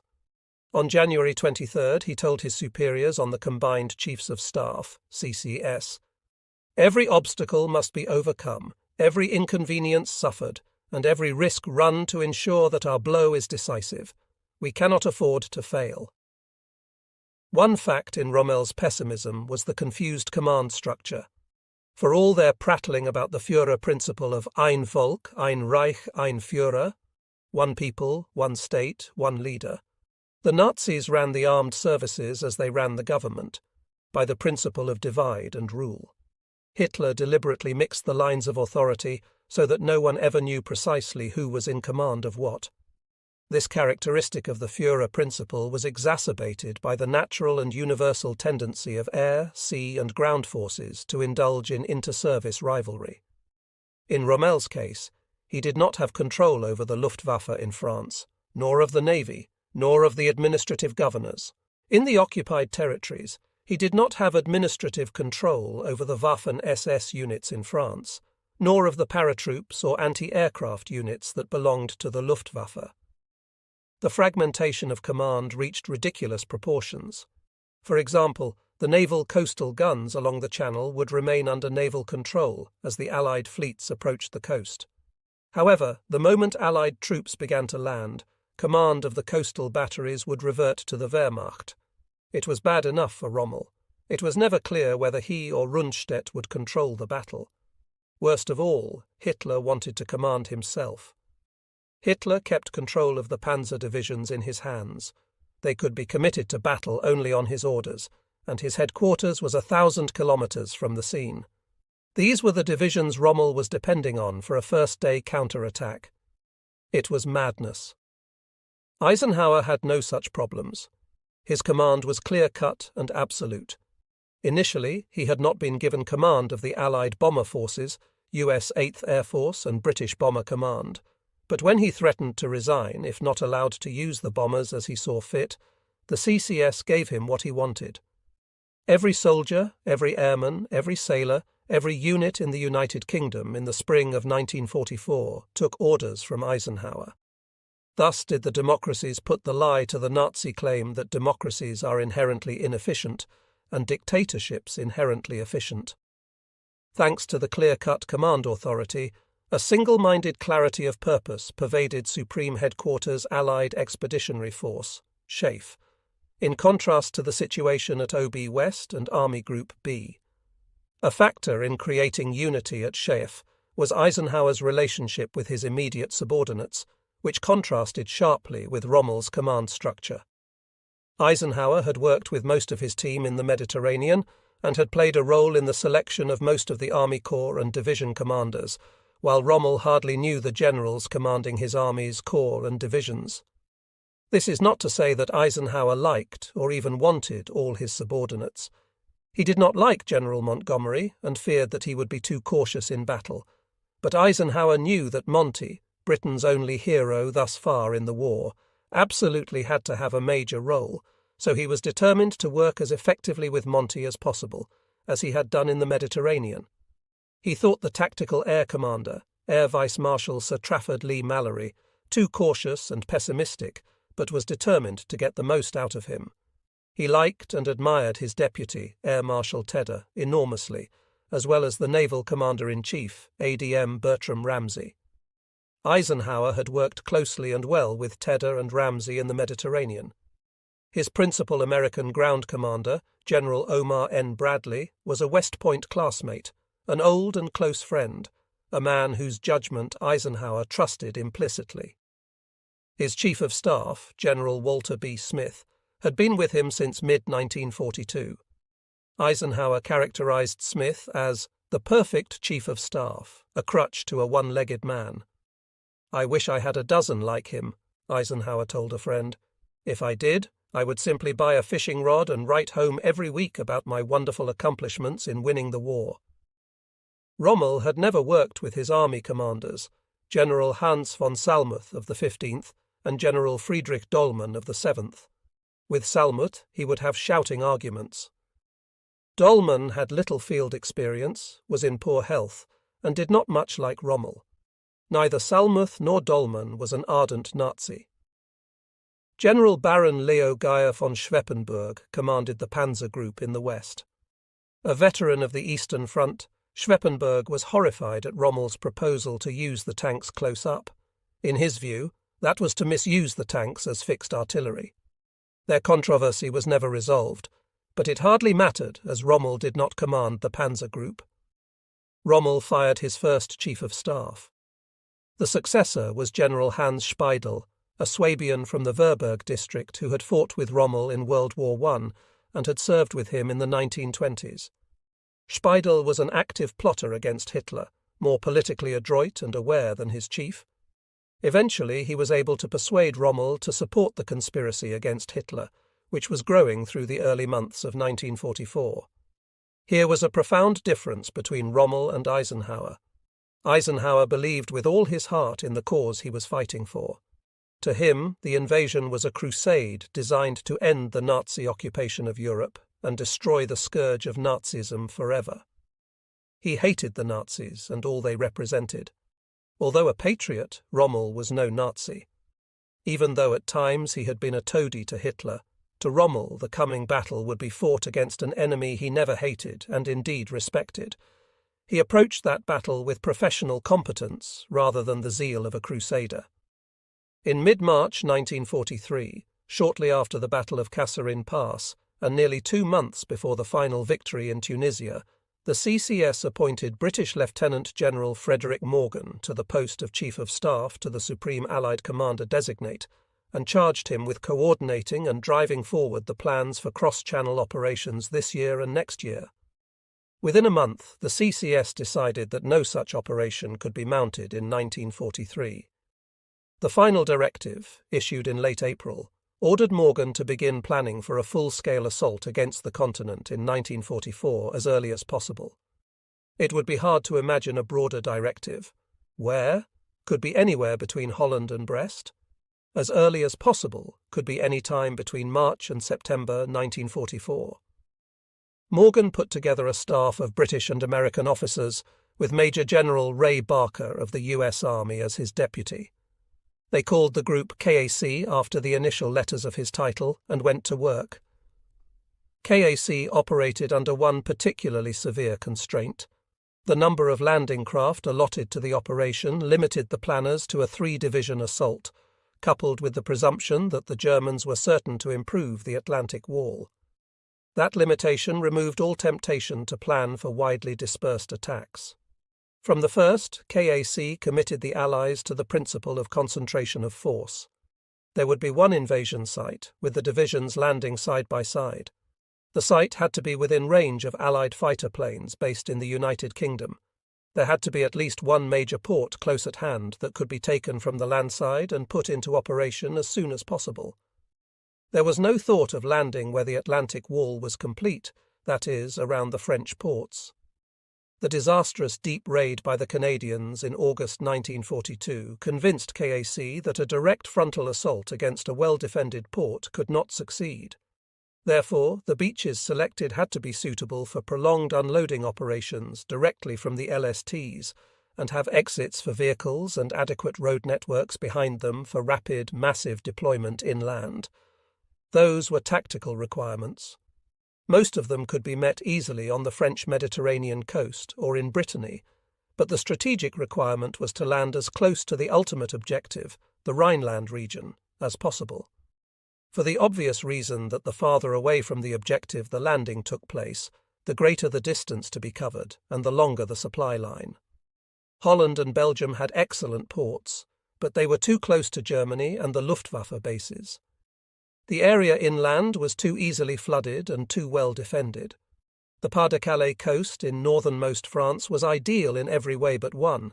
It was the obvious place to come ashore, and thus it was there that the Germans had built the strongest part of the Atlantic Wall. Le Havre in Upper Normandy, on the north bank of the mouth of the Seine, was an excellent port but had numerous disadvantages. To take it, the Allies would have to land on both sides of the river. The two forces could not be mutually supporting, which would allow the Germans to defeat them in detail. East of Le Havre, the coastline is dominated by cliffs with only a few small beaches that had even fewer exits. With Brest as its main port and with smaller but good ports along its north coast, Brittany had advantages, but they were overshadowed by the distance from the United Kingdom and from the objective. Cherbourg was closer to both, which made the Cotentin Peninsula tempting. However, the west coast of the Cotentin was open to storms coming in off the Atlantic and was guarded by the German-held Channel Islands of Guernsey and Jersey. The east coast of the Cotentin was low-lying ground, easily flooded. Further, the narrow base of the Cotentin would make it relatively easy for the Germans to seal off the beachhead. A process of elimination brought the choice down to the Calvados coast of Normandy.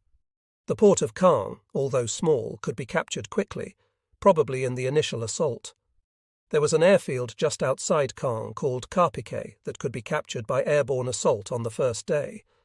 The capture of Caen would cut the railroad and highway from Paris to Cherbourg, thus simultaneously isolating the Cotentin Peninsula and putting the invaders in a position to threaten Paris.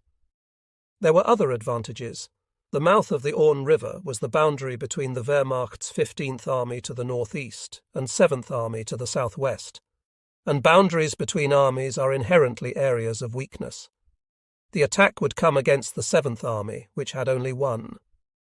The Panzer Division, from the 21st to the 15th Army, was approximately 150 kilometres from the major southern British ports of Southampton and Portsmouth. The Cotentin Peninsula protected it from the worst effects of Atlantic storms. From the mouth of the Orne River westward, there were 30 kilometres of open sand beaches, with only a gradual rise inland. There was a good road network inland from Araman westward for another 10 kilometres. The bluffs were almost vertical, but beginning at Seville, the bluffs receded from the coastline for a 10 kilometres stretch. Although the bluff behind was as much as 40 to 50 metres high, it was not vertical, and the beach was open, sandy, and 200 or so metres wide at low tide, 10 metres at high tide. There were 4 draws with roads running down to that beach, making for suitable exits. The British had collected an enormous amount of intelligence on the French coast. Shortly after Dunkirk, the BBC broadcast an appeal for postcards gathered over the years from families who had taken pre-war vacations in France. 30,000 postcards arrived in the first post, and eventually 10 million pictures were collected throughout 1942 and 1943. Aerial reconnaissance photographs were gathered and compiled into panoramic photos. The French resistance supplied information on beach obstacles, strongpoints, enemy units and the like. Information on tides, currents and topography could be extracted from old guidebooks. So a great deal was known about the Calvados coast, but a key question remained. Would the beaches west of the mouth of the Orne River support DUKWs, tanks, bulldozers and trucks? There was concern that they would not. British geographers and geologists reported considerable erosion of the coastline over the past 2 centuries. The original port at Calvados, the old Roman port, had been 2 kilometres out from the 20th century shoreline. French resistance members managed to smuggle 4 volumes of geological maps out of Paris, one in Latin done by the Romans, who had surveyed their entire empire for a report on fuel sources. The survey indicated that the Romans had gathered peat from extensive reserves on the Calvados coast. If there were boggy peat fields under a thin layer of sand on the current coast, they would not support tanks and trucks. To find out, the Combined Operations Pilotage and Beach Reconnaissance Party, consisting of Major Logan Scott Bowden and Sergeant Bruce Ogden Smith, set off on New Year's Eve 1943 in a submarine to take samples. They figured the Germans would be celebrating that night. Lieutenant Colonel Nigel Wilmot of Combined Operations was in command, accompanied by a submarine skipper and an engineer. Major Scott Bowden and Sergeant Ogden Smith swam ashore carrying pistols, daggers, wrist compasses, watches, waterproof flashlights, and a dozen 12-inch tubes. They arrived on a rising tide at the seaside village of Luc-Somare on the beach, later given the code name Sword. They could hear singing from the German garrison. They crawled ashore, walked inland a bit, went flat when the beam from the lighthouse swept over the beach, and then walked some more. They made sure to stay below the high water mark so that their tracks would be wiped out by the tide before morning. They stuck their tubes into the sand, gathering samples and noting each location on underwater writing tablets they wore on their arms. Trouble began when they had filled their tubes. The breakers were quite heavy, and they were positively bogged down with all their equipment. They attempted to get out to sea but were flung back. They took a breather, tried again, and were flung back a second time. They then went as far out in the water as they could, watching the rhythm of the breakers until they could time it. On the 3rd attempt, they managed to get out, but they got separated a bit. They swam vigorously to avoid being pitched back in, and although they didn't quite lose contact, Ogden Smith started yelling. Major Scott Bowden initially thought Ogden Smith had a cramp, but when he got close, Ogden Smith was simply wishing him a happy new year. The samples showed that the sand could bear the necessary weight. The Combined Operations Pilotage Parties, COPs, conducted a series of reconnaissance missions all along the Calvados coast that winter. At beaches named Juno and Gold, they sometimes set the submarine on the sea bottom at periscope depth to take bearings and photographs.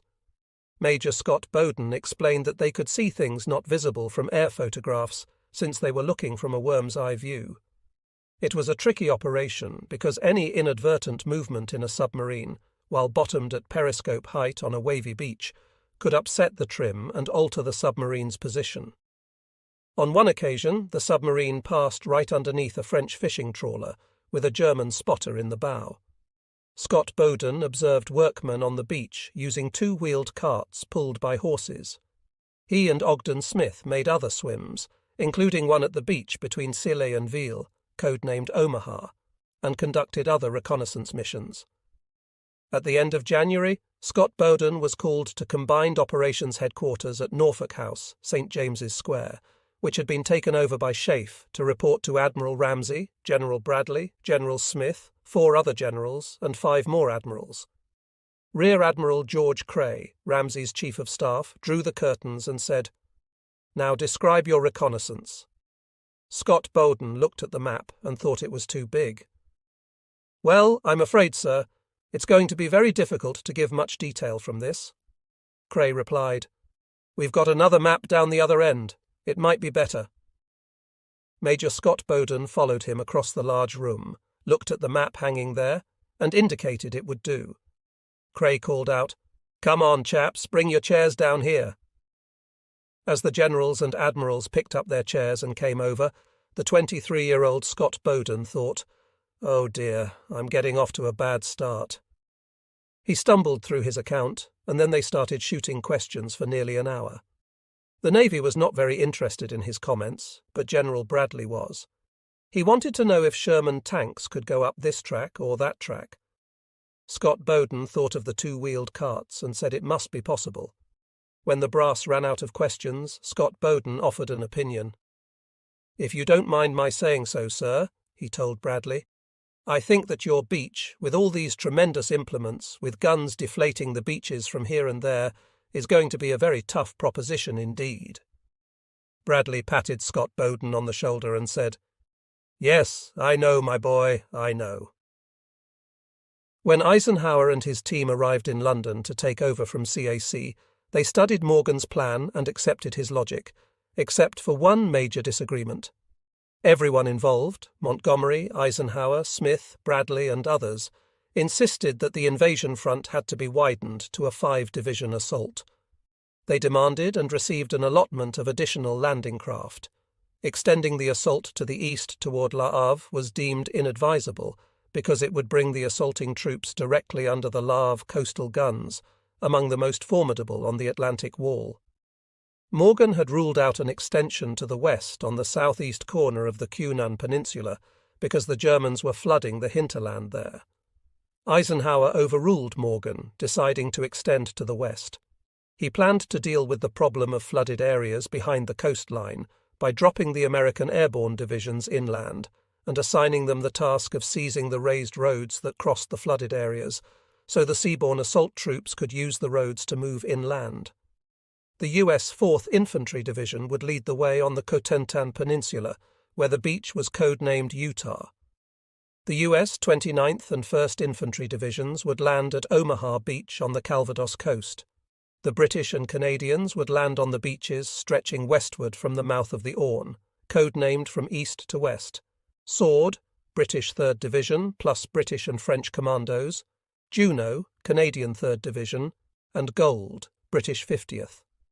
The British 6th Airborne would land between the Orne and Dives rivers to protect the left flank. CAC had been tempted to use only one army, either British or American, for the initial assault, which would simplify matters and eliminate the inherent weakness of any Allied line, the boundary between the forces of the two nationalities. However, it was politically impossible.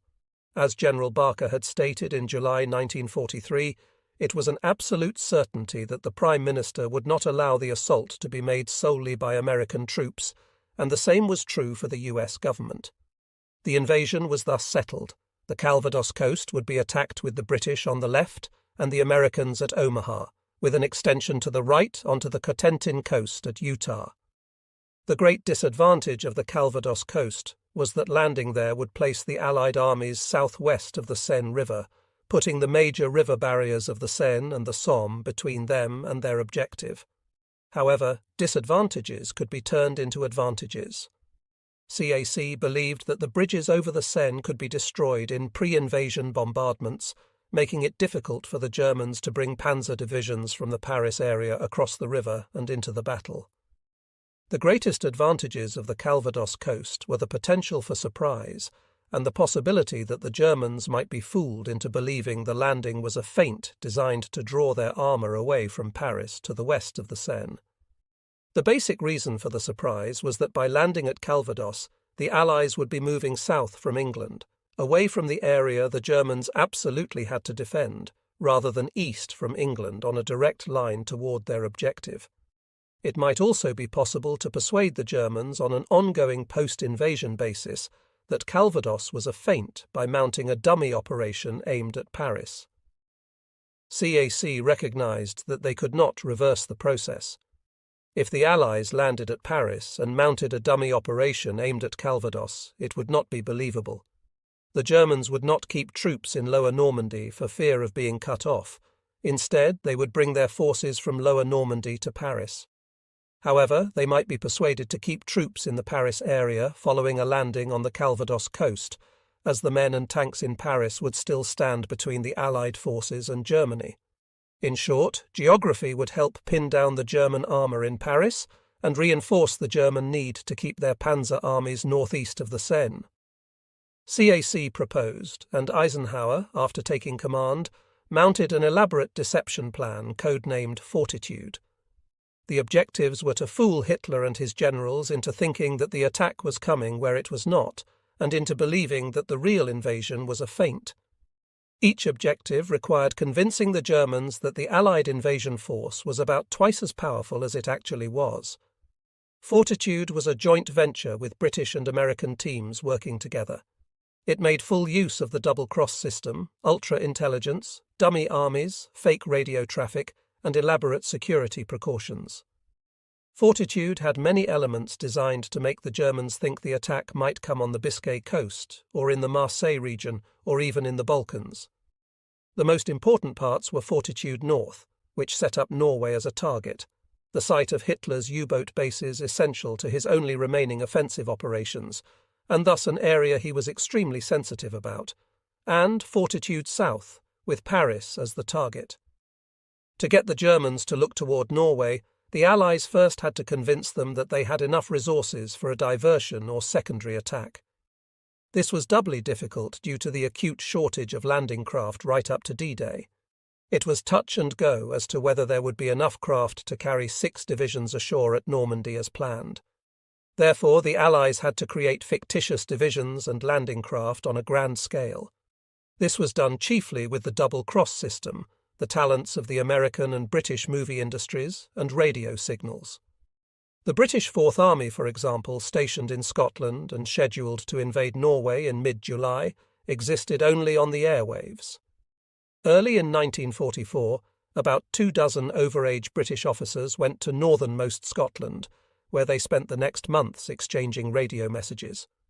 They filled the air with an exact duplicate of the wireless traffic that accompanies the assembly of a real army, communicating in low-level and thus easily broken cipher. Together, the messages created an impression of corps and division headquarters scattered all across Scotland. Of course, the messages could not state, "We will invade Norway in mid-July." The Germans would never believe such an obvious subterfuge. Instead, they read requests for 1,800 pairs of crampons, 1,800 pairs of ski bindings, or 7 corps requests for demonstrators in the Beer method of climbing rock faces, or 2 corps car company requests for handbooks on engine functioning in low temperatures and high altitudes. There was no 80th Division, no 7 Corps, no 2 Corps car company, but the Germans did not know that, and they would come to their own conclusions about what was going on in Scotland. Fooling the Germans was not easy. They were experts at radio deception. At the beginning of 1942, they had mounted one of the more elaborate and successful deception operations of World War II, Operation Kreml. Its objective had been to make the Red Army think that the main German offensive for 1942 would take place on the Moscow front, not at Stalingrad. As historian Earl Ziemke writes, Kreml was a paper operation, an out-and-out deception, but it had the substance to make it a masterpiece of that highly speculative form of military art. The Germans used radio traffic to manufacture dummy armies that supposedly threatened Moscow. In most of its essentials, Kreml was similar to Fortitude. Thanks to the double-cross system, however, the Allies had one advantage over Kreml. The turned German spies in the United Kingdom, whose reliability had been proven to the AB over the past 3 years, were put to work. They sent encoded radio messages to the AB in Hamburg describing heavy train traffic in Scotland, new division patches seen on the streets of Edinburgh, and rumours among the troops about going to Norway. Additionally, wooden twin-engine bombers began to appear on Scottish airfields, and British commandos made some raids on the coast of Norway, pinpointing radar sites, picking up soil samples, and generally trying to look like a pre-invasion force. The payoff was spectacular. By late spring, Hitler had 13 army divisions in Norway, along with 990,000 naval and 60,000 Luftwaffe personnel. These were hardly high-quality troops, but still they could have filled in the trenches along the Atlantic Wall in France. In late May, Rommel persuaded Hitler to move 5 infantry divisions from Norway to France. They had started to load up and move out when the AB passed on to Hitler another set of intercepted messages about the threat to Norway. Hitler cancelled the movement order.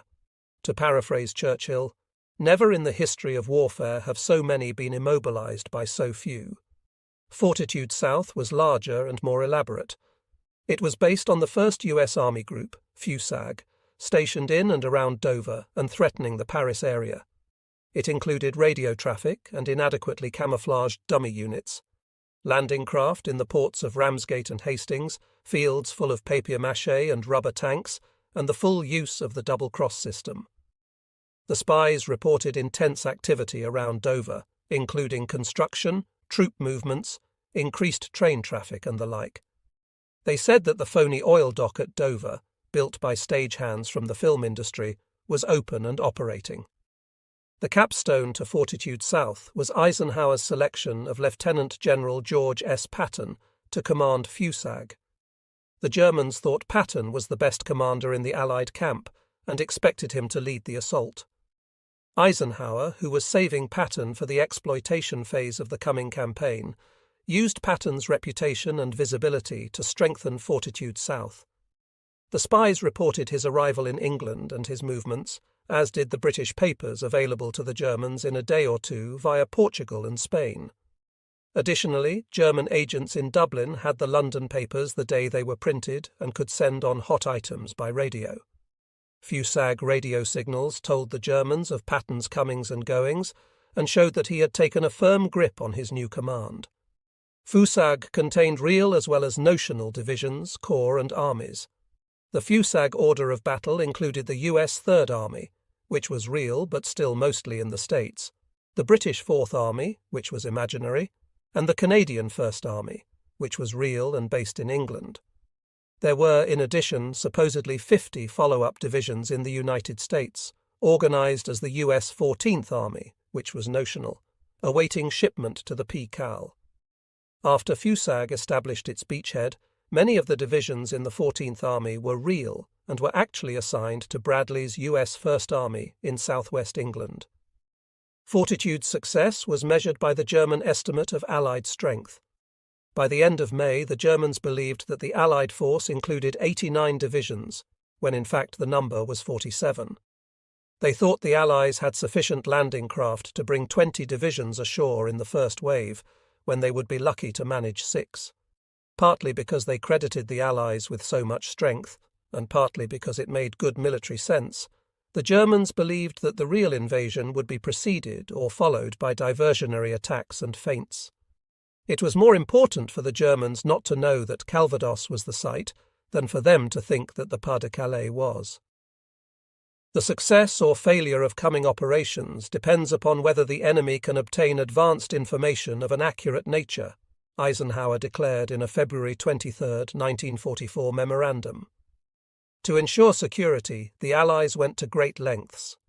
In February, Eisenhower asked Churchill to ban all visitor traffic to the coastal areas in southern England, where the base for the attack was being built and where training exercises were underway, for fear that there might be a discovered spy among the visitors. Churchill said he could not go so far in upsetting people's lives. General Morgan growled that Churchill's response was all politics, and warned that if they failed, there wouldn't be any more politics.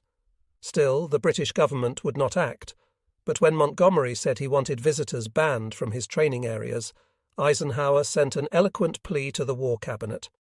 He warned that it would weigh heavily on their consciences if they were to feed in later years that by neglecting any security precaution, they had compromised the success of these vital operations or needlessly squandered men's lives.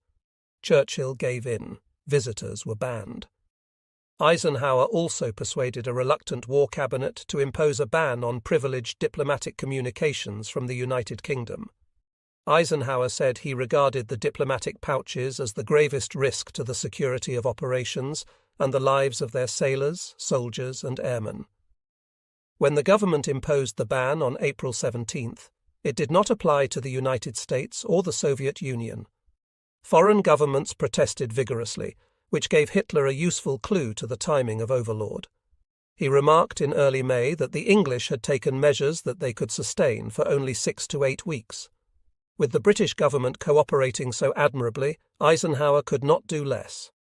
In April, Major General Henry Miller, Chief Supply Officer of the U.S. 9th Air Force and a West Point classmate of Eisenhower, went to a cocktail party at Clar's Hotel. He began talking freely, complaining about his difficulties in getting supplies, but adding that his problems would end after D-Day, which he declared would be before June 15th. When challenged on the date, he offered to take bets. Eisenhower learned of the indiscretion the next morning and acted immediately.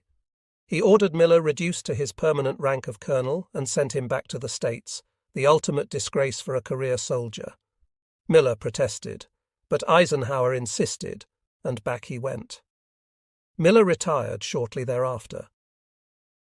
There was another flap in May when a U.S. Navy officer got drunk at a party and revealed details of impending operations, including areas, lift strength, and dates. Eisenhower wrote to Marshall, "I get so angry at the occurrence of such needless and additional hazards that I could cheerfully shoot the offender myself. This, following so closely upon the Miller case, is almost enough to give one the shakes." That officer, too, was sent back to the States to check on how well fortitude and security were working. SHA relied on ultra-intercepts. Each week, the British Joint Intelligence Committee issued a summary of German appreciation of Allied intentions in the West, 1- or 2-page overviews of where, when, and in what strength the Germans expected the attack. Week after week, the summaries gave SHA exactly the news it hoped to receive: that the Germans were anticipating an attack on Norway, diversions in the south of France, Normandy, and the Bay of Biscay, with the main assault with 20 or more divisions against the Pas-de-Calais. The Germans poured more concrete to make more fortifications in the Pas-de-Calais than anywhere else. They stationed more troops there, backed up by the panzer divisions, and concentrated their mines in the channel off the coast of the Pas-de-Calais. They grossly exaggerated the resources available to SHA. They were, in short, badly fooled, but not completely. The mobility the Allies enjoyed, thanks to command of the sea and air, forced the Germans to regard almost any suitable beach as a possible invasion site. At a March 19th conference at Berghof, Hitler put the problem to his senior commanders. Obviously, an Anglo-American invasion in the West is going to come. Just how and where nobody knows, and it isn't possible to speculate. But speculate he did. As the German ability to penetrate fortitude was non-existent, and their ability to penetrate the security measures was limited, a few reconnaissance planes did get through. They spotted the build-up of shipping in the southern ports of Southampton and Portsmouth. But as Hitler pointed out, such intelligence was almost useless. You can't take shipping concentrations at face value for some kind of clue that their choice has fallen on any particular sector of our long Western Front, he said, because such concentrations can always be moved or transferred at any time under cover of bad visibility, and they will obviously be used to dupe us. That did not stop him from guessing. Indeed, he had to guess. The most suitable landing areas, and hence those that were in the most danger, were the two west coast peninsulas of Cherbourg and Brest. They offered very tempting possibilities. It was a bad guess.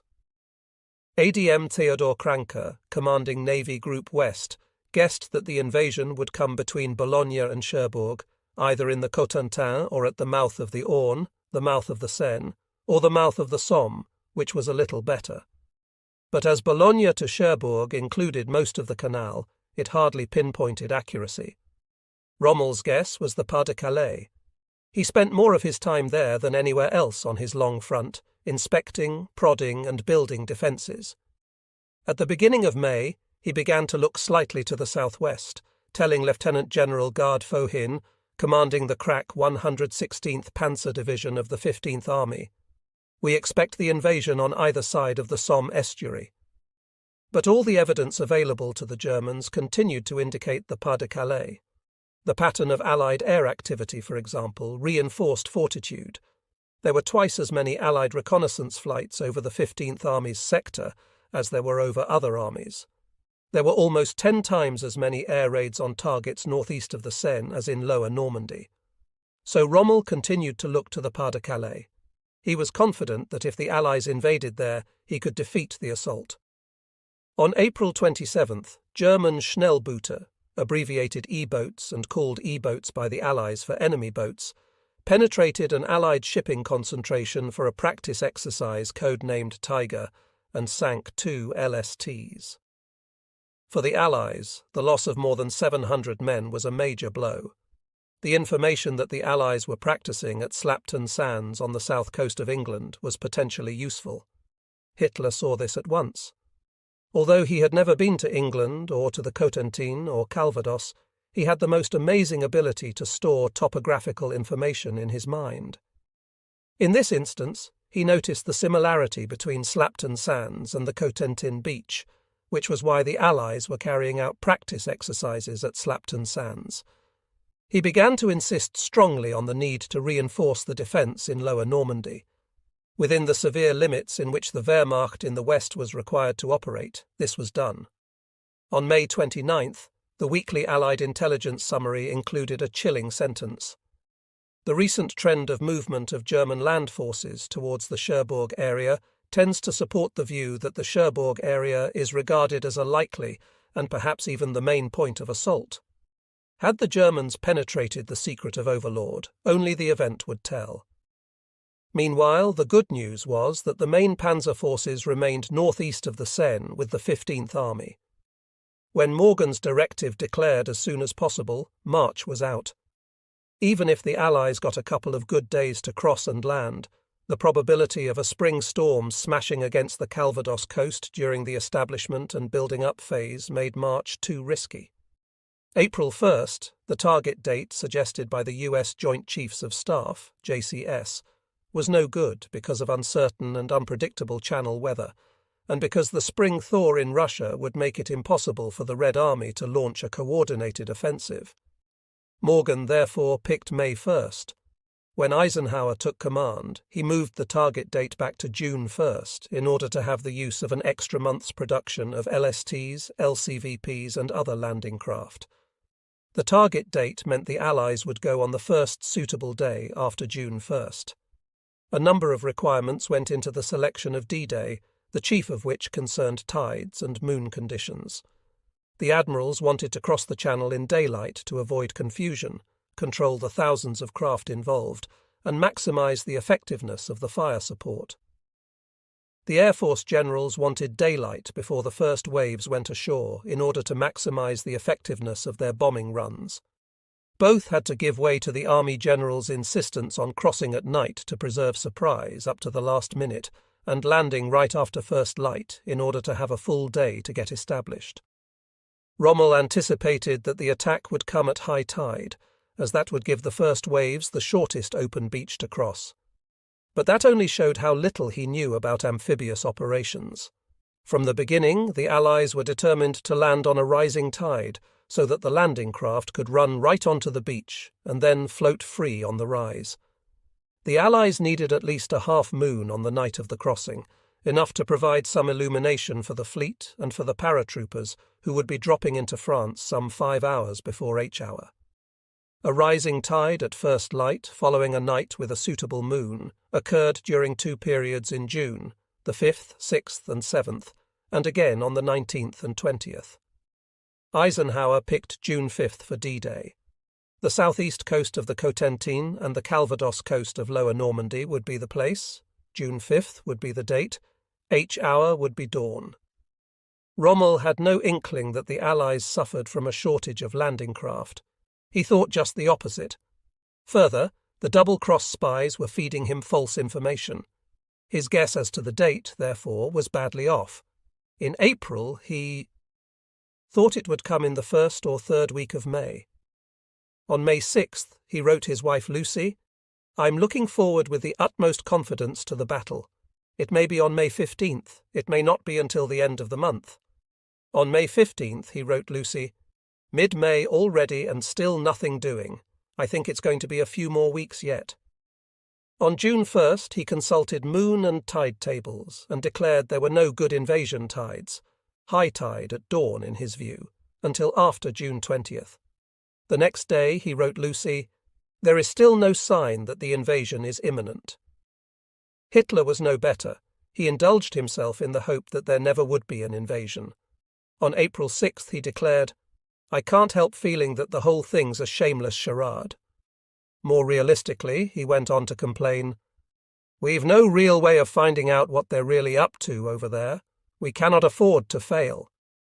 Eisenhower had said the Allies acted on that basis. There was no contingency planning in a general ground offensive mounted in a specific area over a broad front. World War II attackers had some flexibility in their plans. If the initial assault did not force a breakthrough, follow-up units could be diverted to the flanks or held back to try again another day at another place. Overlord, however, was all or nothing. Hitler and Rommel were absolutely right in assuming that if the Wehrmacht could deny the Allies a foothold, the Allies would not be able to mount another offensive in 1944. The size of the gamble on Overlord concentrated the minds of the men at CHA wonderfully, but it also increased the workload and raised tension to nearly unbearable levels.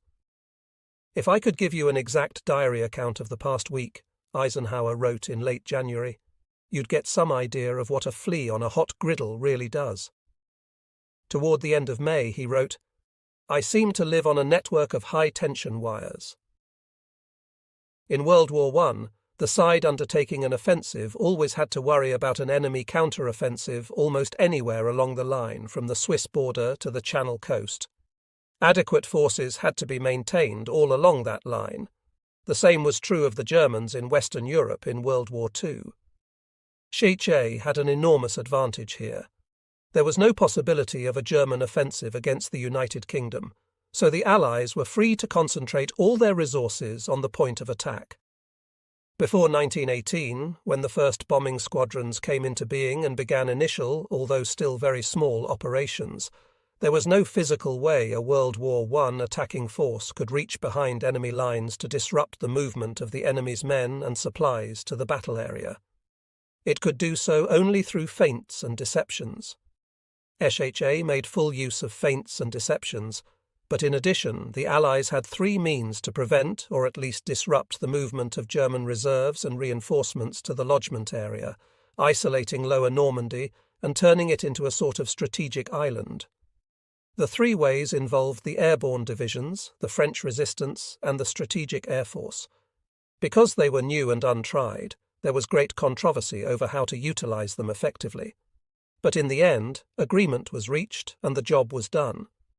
The initial CC plan had called for using the British 6th Airborne Division in and around Caen to take the city and the airfield at KP. That was a bold plan, too bold for Montgomery, who insisted on using the division in what was essentially a defensive role, dropping it into the area between the Dives and Orne rivers to isolate Sword Beach. Bradley, meanwhile, decided to use the US 82nd and 101st Airborne Divisions behind German lines in the center to prevent the Germans from launching local counterattacks against Utah Beach and to seize the exits from that beach so that the 4th Infantry Division could move inland. When General Marshall saw these plans, he was upset. At the beginning of the war, Marshall had held great hopes for the paratroops as a new element in warfare, but his hopes had not been realized. In September 1943, for example, a plan to drop the 82nd Airborne on airfields around Rome had been abandoned at the last minute as too risky, and instead the division had been used for tactical support of the Salerno beachhead. Early in 1944, Marshall told Eisenhower that the failure to use paratroops in a strategic role had been a severe disappointment to him. He thought the Allies could do much more to exploit their command of the air and the elite airborne divisions that had been built at such cost. Marshall felt there had been a lack of conception caused by a piecemeal approach, with each commander grabbing at a piece to assist his particular phase of the operation. If he had been given command of Overlord, Marshall said he would have insisted on a single large airborne operation, even to the extent that, should the British be in opposition, he would carry it out exclusively with American troops. Marshall suggested to Eisenhower that the Allies use the airborne south of Évreux, some 100-plus kilometers inland from Caen. There were 4 good airfields near Évreux that could be quickly captured, so the lightly armed airborne troops could be reinforced. "This plan appeals to me," Marshall declared, "because I feel that it is a true vertical envelopment and would create such a strategic threat to the Germans that it would call for a major revision of their defensive plans. It would be a complete surprise, would directly threaten both the crossings of the Seine River and Paris, and would serve as a rallying point for the French resistance." The only drawback Marshall could see was that, "We have never done anything like this before, and frankly, that reaction makes me tired." Eisenhower hated to disagree with Marshall, and almost never did so. Thus, his reply was long and defensive. He said that for more than a year, one of his favorite subjects for contemplation had been getting ahead of the enemy in some important method of operation, and the strategic use of airborne troops was an obvious possibility. Nevertheless, on this one, Marshall was wrong. First, Eisenhower told his boss, he had to have the airborne on the flank at Sword and behind German lines at Utah in order to get ashore. Second, and more importantly, an airborne force well inland would not be self-contained, would lack mobility, and would therefore be destroyed. The Germans had shown time and again in the war that they did not fear a strategic threat of envelopment. Using the road nets of Western Europe, they could concentrate immense firepower against an isolated garrison and defeat it in detail. Anzio was an example. An inland airborne force, cut off from all supply except what could be brought in by air, without tanks or trucks, immobile and inadequately armed, would be annihilated. Eisenhower told Marshall that far from being a strategic threat to the Germans, airborne troops at Évreux would just be wasted. "I instinctively dislike ever to uphold the conservative as opposed to the bold," Eisenhower concluded, "but I insisted on using the 6th, 82nd, and 101st Airborne Divisions, as Montgomery and Bradley wanted to use them, to keep German reinforcements away from the invasion beaches." When Eisenhower took command, the Luftwaffe had been driven back into Germany to fight a defensive action, giving the Allies command of the air over France. Britain and America had put a tremendous effort into building their air fleets, including fighters, but most of all, medium and heavy bombers. The expense was staggering. One reason for the shortage of landing craft, for example, was the amount of steel, engines, and production capacity in general that had gone into building bombers. In addition, the air forces got first call on personnel at the expense of the armies, where junior officer and non-com leadership suffered as a result. Building the air armadas, in short, had been a gamble in technology and technique. The armadas gave the Allies command of the air and thousands of planes to exploit it. Those two facts gave the Allies a great asset, unique in the history of war. Was it worth the effort? That was a question no longer worth asking. The asset existed, but it left an outstanding question: how to use it. There was no dispute about how to use it on D-Day. Everyone agreed that just before H-hour and through D-Day, every Allied bomber that could fly would participate in the attack on the Normandy coastal defences. But there was intense dispute over the role of the bombers in the 2 months preceding the invasion. General Carl Spaatz of the U.S. 8th Air Force and Air Chief Marshal Sir Arthur Harris of RAF Bomber Command were wedded to the theory that bombers by themselves could win the war. General J.F.M. Whitley, a British officer who had served as Eisenhower's Deputy Chief of Staff in the Mediterranean, had gone to the Churchill-Roosevelt CCS conference in Quebec in September 1943. Whitley reported that there was much discussion in Quebec about Overlord. His impression was that within the RAF and U.S. Army Air Forces, AAF, commanded by General Henry Hap Arnold, there were powerful groups who hoped Overlord would meet with every success, but who were sorry that they could not give direct assistance, because of course they were more than fully occupied with the real war. The important war against Germany was reduced to its essentials. The dispute between the airmen and the ground soldiers was simply put: Spaatz and Harris believed that the further behind the front lines their bombers operated, that is, within Germany itself, attacking strategic targets, the more effective they could be. Eisenhower and the SHA staff believed that the closer to the front lines the bombers operated, that is, within France attacking tactical targets, the more they could contribute to Overlord. There was, in addition, a dispute between the bomber commanders. Although they agreed that Overlord was not really necessary, Harris and Spaatz had their own strategies. Harris felt that RAF Bomber Command could bring about a German capitulation through terror bombing of German cities. Spaatz felt the 8th Air Force could achieve a German surrender through the selective destruction of certain key industries, especially oil and synthetic fuel production facilities. The Army commanders, most of all Eisenhower, believed that the only way to bring about a German surrender was to overrun Germany on the ground. To do so required, first of all, a successful Overlord. They further believed that only air superiority made Overlord feasible. As often happens with the military, the dispute was fought out not over the straightforward question of targeting, but rather over the more complex question of organization and command structure. Here things were well muddled.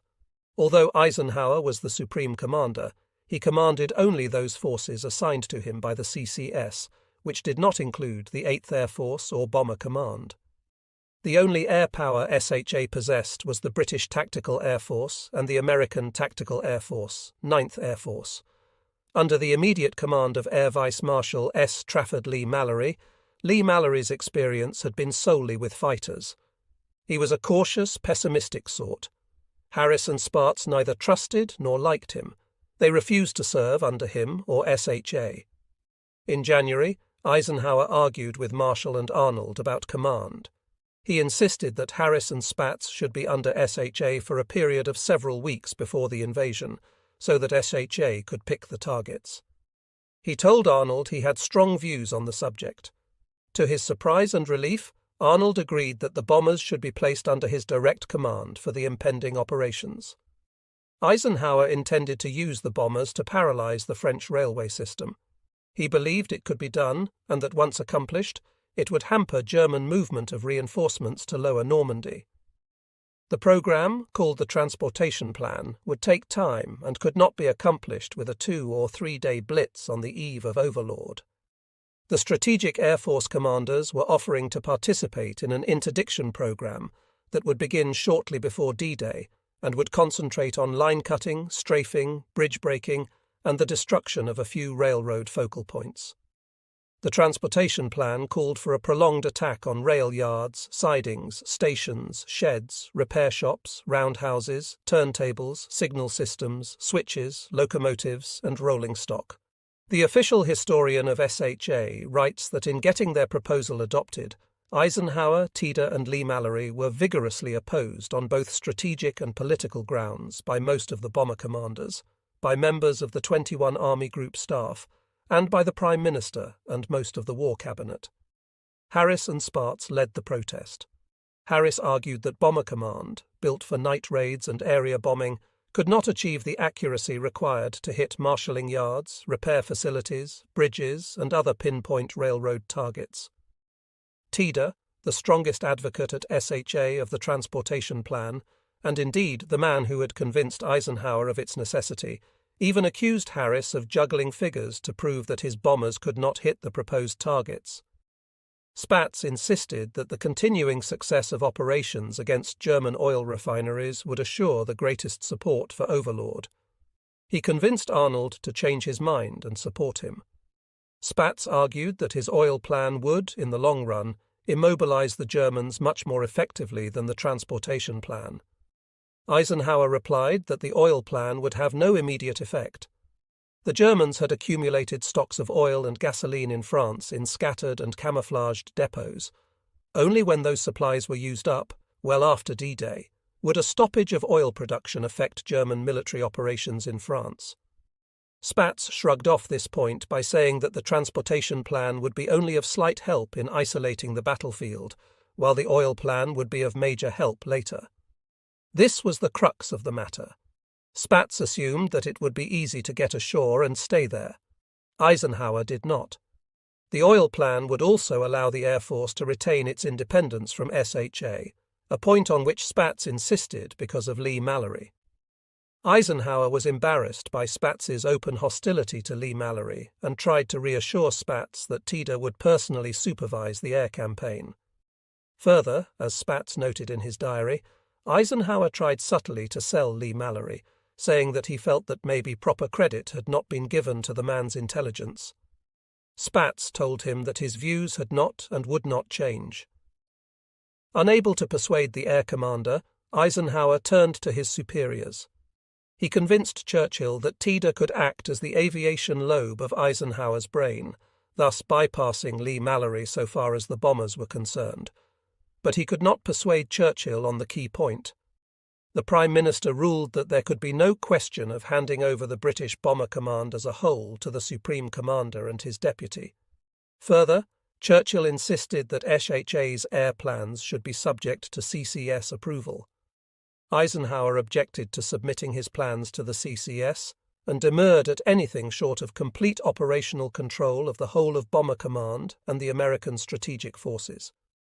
He felt so strongly about this that he told Churchill unless he was given command of the bombers, he would simply have to go home. This extreme threat, almost unique in the history of war, evidently never occurred to Rommel to tell Hitler that unless he got control of the panzers, he would go home. The British War Cabinet drew up a directive that gave Eisenhower supervision of the bombers. Marshall suggested the word be changed to command, but the British refused, leaving Eisenhower astonished. On March 22nd, he wrote in his diary, "If a satisfactory answer is not reached, I am going to take drastic action and inform the CCS that unless the matter is settled at once, I will request relief from this command." That same morning, the British chiefs were meeting. When Eisenhower heard the results of their deliberations, he added a postscript to his diary entry. "I was told the word of direction was acceptable. Amen." Tida prepared a list of more than 70 railroad targets in France and Belgium. For the obvious reason that it would give away the invasion site, the bombing could not be concentrated around Lower Normandy. On April 3rd, it went before the War Cabinet for approval. The British had previously forbidden air attacks on occupied countries if there was a risk of high civilian casualties. Now they drew back from the transportation plan for that reason. The argument for concentration on these particular targets was that Churchill wrote to Eisenhower that it was very nicely balanced on military grounds. He added that the cabinet took rather a grave and on the whole an adverse view of the proposal. Foreign Secretary Anthony Eden was especially adamant. He pointed out that after the war, Britain would have to live in a Europe that was already looking to Russia more than he would wish. He did not want the French people to regard the British and Americans with hatred. Eisenhower replied that he was convinced the transportation plan was necessary for the success of Overlord, and unless this could be proved to be an erroneous conclusion, he did not see how they could fail to proceed with the program. He reminded Churchill that the French people were slaves and would benefit most from overlord. "We must never forget," Eisenhower added in his strongest argument, "that one of the fundamental factors leading to the decision for undertaking overlord was the conviction that our overpowering air force would make feasible an operation which might otherwise be considered extremely hazardous, if not foolhardy." He said it would be sheer folly to refuse approval to the transportation plan. Churchill put Eisenhower's views before the War Cabinet. He spoke eloquently of Eisenhower's onerous responsibilities, saying care should be taken not to add unnecessary burdens. Still, he complained that he had never realized air power would assume such cruel and remorseless form. The transportation plan, he feared, would smear the good name of the Royal Air Forces across the world. Churchill wanted the French consulted. Eisenhower's Chief of Staff, General Walter B. Smith, then talked to General Pierre-Joseph King, the representative of General Charles de Gaulle's Free French Committee of National Liberation. To Smith's surprise, King reported that he took a much more cold-blooded view than the British did. His remark was, "This is war, and it must be expected that people will be killed. We would take the anticipated loss to be rid of the Germans." Churchill was almost, but not quite, beaten down. He decided to take the issue to Roosevelt, and thus force the Americans to take their share of the responsibility for approval of the plan. He told Roosevelt of the War Cabinet's anxiety about these French slaughters and of the British doubts as to whether almost as good military results could not be produced by other methods. Roosevelt must decide. Roosevelt replied that military considerations must dominate. The transportation plan had won. SHA put the bombers to work on the French railway system. By D-Day, the Allies had dropped 76,000 tons of bombs, 76 kilotons, or about 7 times the explosive power of the atomic bomb used against Hiroshima on railway targets. The Seine River bridges west of Paris were virtually destroyed. Based on an index of 100 for January-February 1944, railway traffic dropped from 69 in mid-May to 38 by D-Day. But this was not accomplished exclusively by the bombers. The French resistance played a major role. There was some French resentment, although not as much as Eden feared. Casualties were lighter than the pessimists in the War Cabinet had predicted. On June 3rd, in Weekly Intelligence Summary No. 11, SHAG-2 assessed the results to date. The report began, "The enemy-controlled railway system in the West has undergone and continues to undergo an attack such as no transport system has hitherto experienced, either in intensity or duration. Some 1,700 locomotives and 25,000 wagons had been destroyed or put out of action, which sounded impressive but constituted only 13% and 8% respectively of the pre-raid figures. Worse, the Germans were able to replace rolling stock by taking it from French civilian needs. As the summary noted, the prime sufferers have been the French people. French traffic has invariably been curtailed at the expense of German requirements, and an already greatly strangled French economy has experienced further setbacks. Consequently, the losses were not such that the enemy would be prevented from moving up supplies and reinforcements as required, although such movement would be less efficiently operated. Beyond rolling stock, the transportation plan was directed against depots, turntables, and bridges. Some 58,000 tons of bombs had been dropped on 90 targets, inflicting great damage. Unfortunately, the Germans were adept at repairs. In many cases, the damage was cleared, and the lines reopened within 24 hours, and in many more within 48 hours. More encouraging was the report on railway bridges across the Seine from Paris to the sea. 8 of the 9 had been destroyed. Of the 9 highway bridges attacked, 7 had been destroyed or partially damaged. On the eve of D-Day, SHAG-2's conclusion was ominous. Evidence as to the effect on German troop movements remains unsatisfactory, but the effects till now do not appear to have been very serious. That judgment cast doubts on the wisdom of the transportation plan. The bomber commanders were never convinced that it was wise or effective. After the war, official U.S. Army Air Force historians wrote that, long after D-Day, there remained the sobering question as to whether the results of the plan were commensurate with the cost in air effort and the ruin inflicted on French and Belgian cities.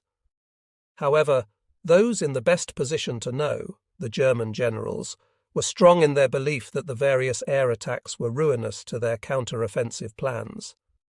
The plane that did the most damage was the B-26 Marauder, developed by the Glenn L. Martin Company. A medium bomber, it flew at low altitudes and could be extremely accurate. It was the principal attacker of the railroad bridges and rail yards. After the war, RL's Chief of Staff, Hans Speidel, said the destruction of railways was making regulated railway supply impossible. As early as mid-May 1944, lack of fuel paralysed all movement. The Seine bridges below Paris and the Lai bridges below Oran were destroyed from the air before the 6th of June 1944. Speidel's statement is inscribed on the B-26 memorial at the USAF Air Museum in Dayton, Ohio.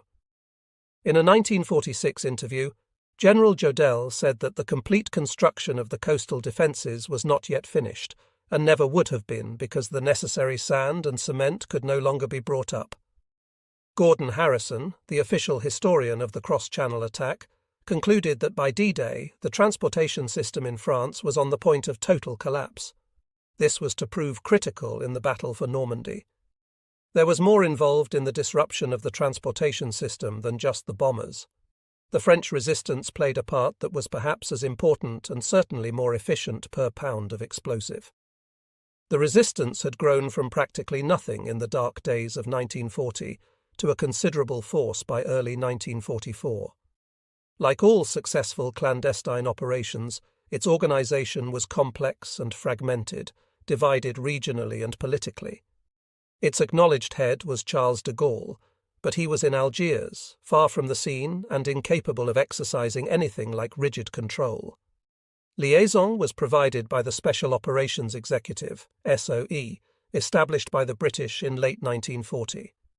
The first agents parachuted into France in the spring of 1941, and the American Office of Strategic Services, OSS, modelled on SOE, began operating in 1943.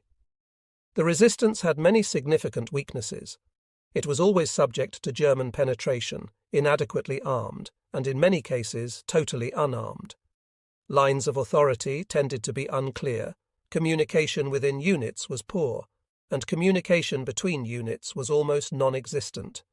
It was distrusted by the bulk of the population, as most French people wanted no trouble with the Germans and feared the consequences of stirring them up. The resistance had assets, including bravery, a willingness to make personal sacrifices for the goal of liberation, and fierce patriotism. Most of all, it was behind enemy lines and could provide intelligence of the most accurate kind. Sabotaging rail lines, bridges, and similar infrastructure could provide an underground army in the German rear areas that might delay the movement of German forces toward the battle. Regarding intelligence gathering, the resistance was the best possible source on the Atlantic Wall, because most of that wall was built by Frenchmen. Monsieur Clément Marie of Porton-Bessin in Calvados was one of many who, in June 1942, was forced by the Germans to work on the construction of a major fortress at Pointe du Hoc, just west of what came to be called Omaha Beach. There was no heavy equipment. Everything was done by shovel, handcart, horsepower, and manpower. The fortifications were dug 23 feet deep into the ground. All the works, tunnels, trenches, and so on were covered. Bunkers above soil level were also covered with topsoil and sod. Marie helped to pile earth on the sides of the bunkers so that it gently sloped from the top to natural ground level. Marie also worked at Pointe de la Percée, the western edge of Omaha, building radar sites for the German Kriegsmarine, Navy. He recalled a time in early 1944 when it was announced that Rommel was coming to inspect. The Germans gave the French workers an order to wear their caps. When Field Marshal Rommel appeared, the word was spread quickly, and when Rommel arrived, there was not a single man in Porton-Bessin wearing a cap or hat, thus no obligation to salute. Naturally, Rommel did not notice such a small act of defiance. The Germans needed more workers to make up for the absence of heavy equipment. In many ways, the Atlantic Wall was constructed in exactly the same way as the Great Wall of China, by human labour. The big difference was that the Germans used concrete and steel reinforcing rods. Rommel told a division near Le Havre to pay the French farmers well and promptly for their help in erecting obstacles, pointing out that the enemy is least likely to invade where the most obstacles have been erected. The French farmers were only too glad to line their purses. Naturally, the Germans never paid enough. They established an exchange rate between the mark and the franc that was ruinous to the French and did not feed the workers well enough to win their loyalty. As a result, the workers complained and grumbled, and some passed information along to active resistance figures. The Special Operations Executive, SOE, had many ingenious ways of getting information back to London, including the use of carrier pigeons dropped from airplanes. André Rouyrong, a resistance member in Normandy, described this curious blending of ancient communication methods with modern technology. He received a visit from Ernest Gaisson, who was very happy to have found a carrier pigeon that had been parachuted into his pasture. The pigeons were dropped at night in a cage attached to a small parachute. They were found the next morning by the owner of the pasture or orchard. The equipment for this communication was meticulously prepared. A packet of food for the bird, a parchment envelope containing instructions, and 2 moulded tubes for sending messages. The tubes were attached to the ring encircling the pigeon's leg. The system included very thin special paper, a pencil, and instructions on how to feed and return the bird. A questionnaire about the occupying troops, their movements, and defensive works was included. Rouyrong was head of an escape section that rescued many young American pilots and crews shot down over France. He used the pigeons to send messages indicating that the men, last names only, no rank, were safe. He feared that additional information might lead to the pigeon being shot down. The Germans built a gun battery on the cliff just west of Port-en-Bessin, big fortifications with 155 mm guns, beautifully camouflaged with nets and dirt embankments, making them invisible from the air. The farmer on whose land they were built was furious because he could not graze his cattle or grow crops. He measured the distances between the bunkers, the observation post, and other points. He had a blind son, about 8 or 9 years old, who had a fabulous memory. The Germans paid little attention to the boy. One day in early 1944, the boy hitched a ride to Bayeux, where he managed to get in touch with André Heinz, an 18-year-old in the resistance. The boy provided Heinz with the information, which was then sent to England via a homemade radio transmitter hidden in a Campbell soup can, now on display in the Battle of Normandy Museum in Bayeux. Thus, the British Navy on D-Day had the exact coordinates of the bunkers at the village of Benil on the bank of the KH Canal, where a bridge crossed the waterway. Madame Tertz-Gondry, who ran a café, overheard German conversations since she spoke German, and passed on the information to Madame Villon, head of the local maternity hospital and of the local resistance. Madame Villon forwarded the information to her superiors in the resistance in Caen, who passed it to SOE agents in the area, who got it back to England via radio or small airplane. Major John Howard of the Ox and Bucks 6th Airborne Division, who was training his company for a campaign operation against the bridge on D-Day, knew a great deal about the enemy, including the location of the button that would set off the demolition charge to blow the bridge to prevent capture. The 56th Parachute Infantry Regiment of the 101st Airborne had as one of its D-Day objectives the village of Saint-Marie-du-Mont. Thanks to the resistance, Lieutenant Richard Winters of Company E of the 56th knew, among other things, that the local German commander was seeing the local teacher and took his dog for a walk every day at precisely 1700 hours. Sieur Gomme Mercader of Bayeux owned a bicycle shop and had been a professional bicycle racer before the war. He was able to travel about without difficulty under the pretext of training and gather specific intelligence on defense construction, infrastructure, armaments, troop locations, and beach obstacles. His departmental contact was Miss Meslin, alias C.E.D. Morvin, head of the subdivision. Every week at number 259 St. Jean Street in Caen, He met with her to hand over the requested information. Thanks to information gathered and passed on from the French resistance, supplemented and enhanced by ultra-intercepts and aerial reconnaissance, the Allies undoubtedly had better information on enemy dispositions and strength than any attacking force in history. Sabotage was another resistance specialty. In the period 1941 to 43, it consisted of sporadic, uncoordinated pinpricks against war industries, railroads, canals, and telephone and telegraph systems. It was not of such a scale as to cause the Germans much worry. But beginning in early 1944, after SOE came under SHA control, railway sabotage was greatly accelerated and tied into the transportation plan. A resistor with a stick of dynamite who knew where to place it on a bridge could be much more effective than a B-17 dropping a 500-pound bomb from 15,000 feet on the same target. The man on the spot could also time the explosion to take out a locomotive when the bridge went up. In the first 3 months of 1944, the resistance destroyed 888 locomotives compared to 387 damaged by air attacks. After the transportation plan went into effect, the figures were reversed. In April and May, the bombers put 1,437 locomotives out of action, compared to only 292 credited to the resistance. The British hoped for more direct support from the resistance. A committee consisting of representatives from SOE and the Army considered the possibility of a national uprising. The resistance could make a strategic contribution to Overlord if it were backed by a general strike or by a rising on a national scale. However, French officers pointed out that the notion of a mass uprising implied universal courage, whereas courage inspired only a few men. The idea of mass uprisings also implied battling against modern tanks with the stone-throwing catapults of Caesar's time. SHA was more realistic. It wanted to use resistance groups to prepare demolitions to blow main trunk lines leading into the lodgement area beginning on D-Day, known as Plan Vert. By May, SOE was able to report to Shah that 571 railroad targets were ready for demolition.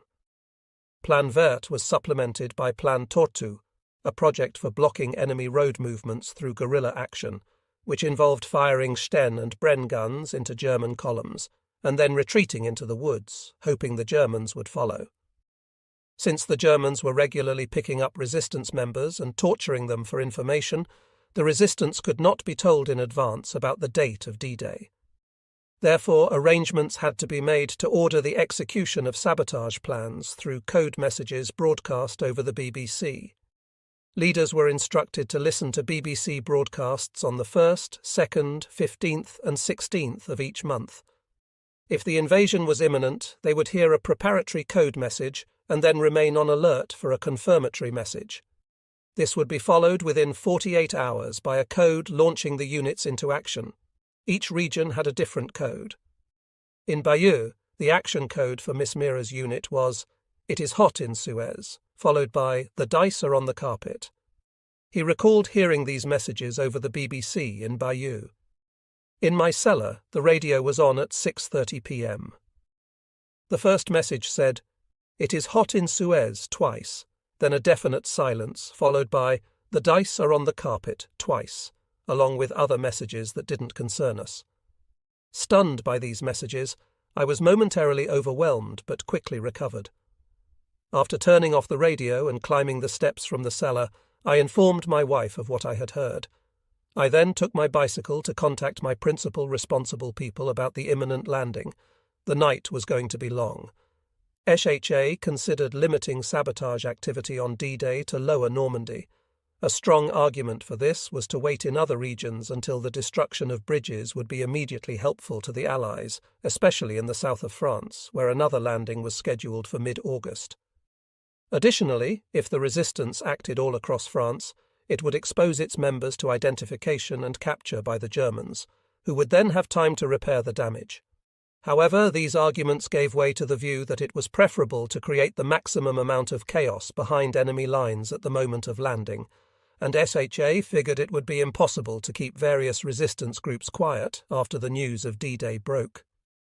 Anthony Brooks, a 20-year-old Englishman who had grown up in French-speaking Switzerland and had been studying in France when the war began, was in 1944 an SOE agent in southern France near Toulouse.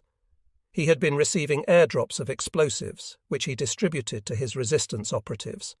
They hid these explosives in cesspools or even on locomotives. When the drivers were resistance, we would hide the explosives on an electric locomotive, he recalled. No German soldier is going to open up a thing that says 16,000 volts on it and has a key. Some explosives were placed in lavatory water tanks, which could hold up to 20 kilos of explosive. Like most SOE agents, Brooks found that his recruits were impatient and eager for action. We had to let them blow up trains every now and again, even if it was too soon and we had no orders, he said. Occasionally they derailed the wrong train, which led to some bad press. One train they derailed was a Swiss Red Cross train carrying 4 enormous vans full of eggs. People were trying to scoop the yolks out of the river to make omelettes, cursing the resistance the entire time. In April 1944, the 2nd SS Panzer Division, Das Reich, moved into a town near Toulouse named Montauban. It was refitting after hard service on the Eastern Front, receiving brand new Tigers, Germany's biggest and best tanks. The Tigers were gas guzzlers, weighing 63 tons and getting half a mile to the gallon. They were subject to mechanical problems and had only steel tracks, which wore out quickly on highway travel. Therefore, the Germans always moved the Tigers for any distance on railroad cars. The Tigers were concentrated in Montauban and kept under heavy guard. The railway cars they rode on were hidden in village railway sidings around Montauban, each concealed by a couple of worn-out French trucks dumped on top. These transporter cars were unguarded, so Brooks put his sub-agents to work. One of them was a beautiful 16-year-old girl named Tetty, the daughter of the local garage owner. She had long ringlets and was often smacked by her mother for playing with them. Throughout May, Tetty, her boyfriend, her 14-year-old sister, and others would venture out after dark by bicycle to the cars, where they siphoned off all the axle oil and replaced it with an abrasive powder parachuted in by SOE. Brooks told Tetty and the others to discard the oil, but the French found it ludicrous to throw away such high-quality motor oil, which fetched a fine price on the black market. On D-Day, Das Reich received orders to move out for Normandy. The Germans loaded their Tigers onto the railway cars, but every car seized up before they reached Montauban. The damage to the car's axles was so extensive that they could not be repaired. It was a week before the division found alternative cars in Périgueux, 100 kilometers away. The resistance harassed the division from Montauban to Périgueux, causing Das Reich to arrive in Normandy by D+17 instead of by D+3 or 4. Furthermore, as Brooks notes with satisfaction, no train went north of Montauban after the night of June 5th unless it was flying the French flag or the Union Jack. The contributions of the paratroopers on the night before D-Day, the bombers, and the resistance in the weeks before D-Day cannot be appraised with precision. However, it is clear that while Eisenhower never had to worry about his rear, Rommel always did. According to General Eisenhower, before the battle is joined, plans are everything. As Supreme Commander, he directed a planning operation that was infinite in scope, complex almost beyond description, and on which the outcome of the war depended. He insisted on and got an all-out effort from staff officers at SHAEF, down through the 21st Army Group, Montgomery's headquarters, British Second Army, and American First Army, as well as all levels of staff at various Air Force, Navy, and Coast Guard commands. As a result, Overlord was the most thoroughly planned amphibious operation in history. When Eisenhower visited Bradley's headquarters, he told the officers, "This operation is not being planned with any alternatives. This operation is planned as a victory, and that's the way it's going to be. We're going down there and we're throwing everything we have into it, and we're going to make it a success." In a 1964 interview with Walter Cronkite, Eisenhower repeated those words with intensity, showing a reminder of the power of his voice, body posture, attitude, and aura of certainty and command displayed in 1944. Then he visibly relaxed, let a shy grin creep up the corner of his mouth, and added, "But there's nothing certain in war. Unless you can put a battalion against a squad, nothing is certain." The job of the planners was to make certain of as much as possible. To do that, they needed to be in constant touch with troops in the field, monitoring the results of exercises and training maneuvers to decide what would work, what might work, and what wouldn't work. They had to consolidate all that information with input from other services to come up with a comprehensive plan that everyone agreed to. The process started at the top and worked down. Eisenhower decided where and when to deal with objections, such as the idea that adding the Cotentin and Utah Beach would be too costly due to the flooded areas behind the beach. Eisenhower's Chief of Staff, General Smith, suggested using airborne divisions to seize the causeways leading inland over the flooded areas. There was intense opposition from the airborne commanders, but Eisenhower ruled in favor of Smith. By late January, Eisenhower's basic decisions were in place. On February 25th, Bradley's headquarters had an outline plan drawn up, and British Second Army had one completed a month later. The process moved down to corps, division, regiment, and battalion levels. General Freddie Dean and Montgomery's Chief of Staff recalled that along the chain of command, nothing was ever proposed without heated opposition. If corps wanted it, division didn't. If the Army proposed something and the Navy agreed, the Air Force was sure to object. D.W.I. Gand reported that it was Monty's 21st Army Group staff that made the decision to send the DD tanks, the swimming tanks, in on the first wave with naval guns firing over their heads. The reasons for using DD tanks in the van were to achieve an element of surprise, which might be effective in demoralizing the enemy. Additionally, the tanks would provide rallying points for the infantry. At higher levels, the temptation to reach down and solve lower echelons' problems was great, but it was overcome. General Dean explained, "At first we all tried to discover a school solution to the composition of the assault waves, guns, engineers, tanks, infantry, in what order, where, etc. But after the first training rehearsal, we decided the notion of a single formula was nonsense, and we let the particular assault section solve its own problems. Each problem depended on the nature of the defensive works facing the particular corps, division, regiment, or battalion, and even more on Rommel's defensive works. Rommel could not plan, only prepare. Planning made possible a concentration of energy and force, but it required knowledge of where and when that Rommel did not have. Preparation for an attack anywhere required a dispersal of energy and force. On every beach that was remotely suitable for an amphibious landing, Rommel built defences offshore. The Germans' first line of defence consisted of mines anchored in the channel, not enough to satisfy Rommel, but enough to cause a major problem for the Allied navies. On shore, the defences differed to suit local terrain conditions, but the beach obstacles on the tidal flat between the high and low water marks were similar on Omaha, Utah, and the British beaches. The tidal flat obstacles began with so-called Belgian gates, gate-like structures built of iron frames 10 feet high. These sat in belts running parallel to the coastline about 150 metres out from the high water line. Anti-tank mines carrying 12 pounds of TNT were attached to the structures, or old French artillery shells brought in from the Maginot Line, pointed out to sea and primed to fire. Admiral Rouge had no faith in landmines and artillery shells stuck under water as they had no waterproofing, but the marine mines he preferred were not available in sufficient quantity. Next, at about 100 metres out from the high water mark, a band of heavy logs was driven into the water at an angle, pointed seaward, with tell mines lashed to the tips of some of the logs. At about 70 metres from shore, the main belt of obstacles featured hedgehogs, 3 or 4 steel rails cut into 2-metre lengths and welded together at their centres, which could rip out the bottom of any landing craft.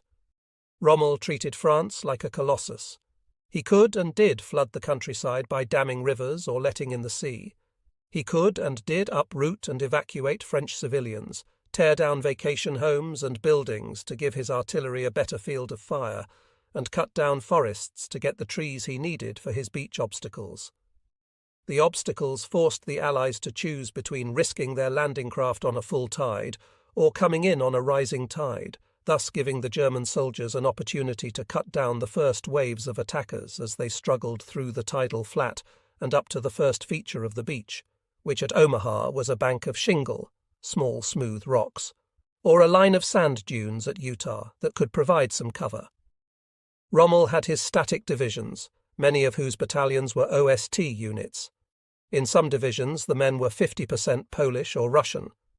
Right up close at each of the beach exits, at Omaha, for example, riflemen and machine gunners were in fire trenches on the lower part of the bluff, halfway up the bluff, and at the top, scattered along the slopes of the draws and on the plateau above. Hundreds of Tobruk's circular concrete-lined holes were big enough for a mortar team, a machine gun, or even the turret of a tank. The Tobruks were connected by underground tunnels. Beside and around them, the Germans had fixed fortifications of reinforced concrete, looking straight down onto the beach. In these fortifications, as in the Tobruks, there were panoramic sketches of the ground features in front of them, providing range and deflection for specific targets. In other words, they were zeroed in. Back down on Omaha Beach proper, the Germans had 12 strong points built to provide enfilade fire the length of the beach. Big guns, 88 mm and even 105 mm, were placed into casemates with embrasures that opened down the beach, not out to sea. The casemates had an extra wing on the seaward side to hide the muzzle blast from the Allied navies. Up on the bluff, there were 8 concrete casemates and 4 open field positions for 75 mm to 88 mm guns, all sighted for both grazing and plunging fire. Every yard of beach was covered. The guns came from all over the Nazi Empire, French 75s, big Russian guns, 105s from Czechoslovakia, and others from Poland. The big casemates could withstand any shell the Allied navies could throw against them and still protect the guns. To protect the casemates from the real threat of an infantry assault with grenades and flamethrowers, the Germans surrounded them with landmines and barbed wire. The GIs hitting the beach in the first wave at Omaha would have to get through the minefields in the channel without their last blowing up, then get from ship to shore in a Higgins boat taking fire from inland batteries. They then had to navigate through an obstacle-studded tidal flat of about 150 metres, crisscrossed by machine gun and rifle fire, with big shells whistling by and mortars exploding all around, to find their first protection behind the shingle. There they would be caught in a triple crossfire: machine guns and heavy artillery from the sides, small arms from the front, and mortars coming down from above. If the GI was not killed getting off his landing craft or crossing the tidal flat, if by some miracle he made it to the shingle, Rommel wanted him wounded before he got there, if not paralysed by fear to keep that GI huddled there. Rommel had more mines laid between the shingle and the bluffs. There was a shelf of beach flat, in some places marshy.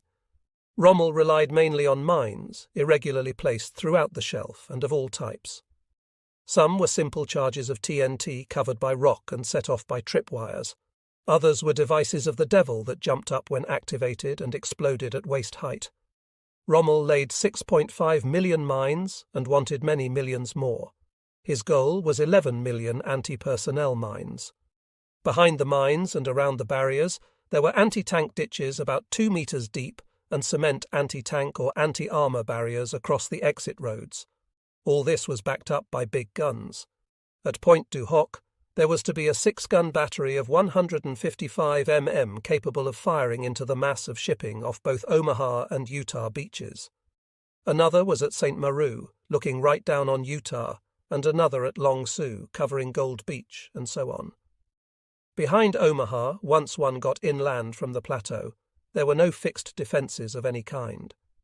This mainly reflected the impossibility of Rommel's building a genuine Atlantic wall with depth. The length was too great and the resources insufficient. It partly reflected Rommel's all-or-nothing attitude about the battle for the beaches. But as every GI who fought in Normandy can testify, in the country of hedgerows and stone-walled villages, farmhouses, barns and outbuildings, fixed fortifications were not needed. the hedgerow country of Normandy was ideal for fighting a defensive struggle with the weapons of the mid-20th century. At Gold, Juno and Sword, the beach obstacles were extensive, but the dunes were not so high as at Utah. Instead of bluffs behind the seawall, there were French vacation homes. Some of these were torn down to give a better field of fire, and some were used as strongpoints. There were casemates, large and small, scattered along the coast. As elsewhere, there was no depth to the defence. At Utah, the beach obstacles were in place, but there was no bluff behind the beach, only sand dunes behind the 1 to 3 foot seawall. The extensive trench system manned by infantry was absent, but the Germans had dug into the dunes a series of Tobruk's with tank turrets mounted on them, connected by underground trenches, along with casemates holding heavy artillery, thousands of miles of barbed wire, and thousands of mines. The strong point at Utah was a blockhouse at La Madeleine. It had an 88 mm cannon, 250 mm anti-tank guns, 275 mm cannons, a 16-inch howitzer, 5 grenade-launching mortars, 2 flamethrowers, 3 heavy machine guns, 1 under an armoured turret, and 8 Goliaths. These were miniature tanks, hardly bigger than a child's wagon, but they were stuffed with explosives and had a radio guidance mechanism. Behind the dunes at Utah, a road ran parallel to the beach. 4 exit roads, or causeways, as the Americans called them, ran inland perpendicular to the beach. The causeways crossed the flooded fields created by damming up local rivers. Behind the flooded fields, Rommel had troops stationed in every village, along with field artillery positioned on the causeways. The troops came from the 79th and 716th Divisions, consisting of the Georgian Battalion and 642nd OST Battalion. They had almost no organic motor transport. These inland units were used to build defences locally, consisting of sticking logs into the ground in any open field suitable for a glider landing. The Allies had used gliders extensively, though not very successfully, in Sicily in July 1943, and Rommel assumed they would again.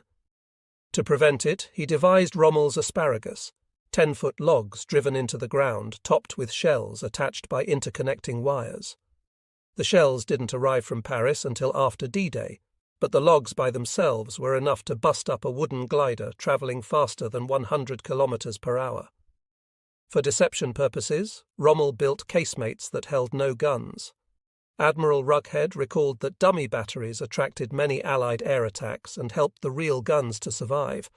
The Americans were making extensive use of rubber blow-up tanks and other heavy vehicles as part of Operation Fortitude, but the Germans did not develop such devices. Instead, Rommel poured more concrete and planted more asparagus.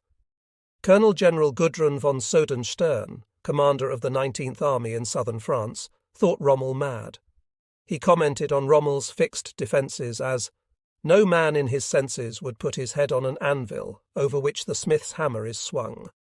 So no general should mass his troops at the point where the enemy is certain to bring the first powerful blow of his superior material." To which Rommel replied, "Our friends from the east cannot imagine what they're in for here.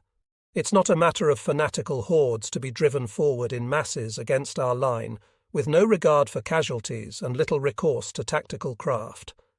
Here we are facing an enemy who applies all his native intelligence to the use of his many technical resources, who spares no expenditure of material, and whose every operation goes its course as though it had been the subject of repeated rehearsal."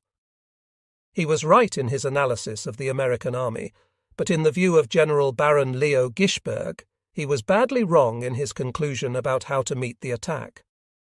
Gischberg commanded Panzer Group West when Rommel began moving the 2nd Panzer Division closer to the coast north of Amman. Gischberg protested, but Rommel insisted and put the leading battle group right on the coast, dug in.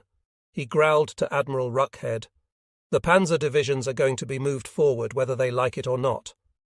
Shortly thereafter, an angry General Gischberg, accompanied by Hitler's panzer expert General Heinz Garren, confronted Rommel. The latter blandly told them he intended to dig in every tank on the coastline. Garren was shocked and insisted that the very strength of panzer formations lies in their firepower and mobility. He advised Rommel to pull the tanks back out of range of Allied naval guns. Garin insisted that the lesson from the Sicily and Salerno landings was crystal clear. The Germans could not fight a decisive battle while under those naval guns. He knew that an amphibious force is not at its most vulnerable when it is half ashore, half at sea. It is at its most powerful at that time thanks to those big naval guns. He urged Rommel to think in terms of a counter-offensive launched on the enemy's terms at some choke point inland when the enemy was overstretched. That was the way the Russians did it with great success, as Garin could testify. Rommel would not budge. "If you leave the panzer divisions in the rear," he warned, "they will never get forward once the invasion begins. Enemy air power will stop everything from moving." When Garin reported to Hitler, he recommended pulling back and fighting inland, which specifically meant keeping command and control of the panzer divisions out of Rommel's hands. Hitler tried a weak-kneed, half-hearted compromise. On May 7th, he turned over 3 panzer divisions to Rommel, the 21st and 116th. The other 4 panzer divisions were to be held inland.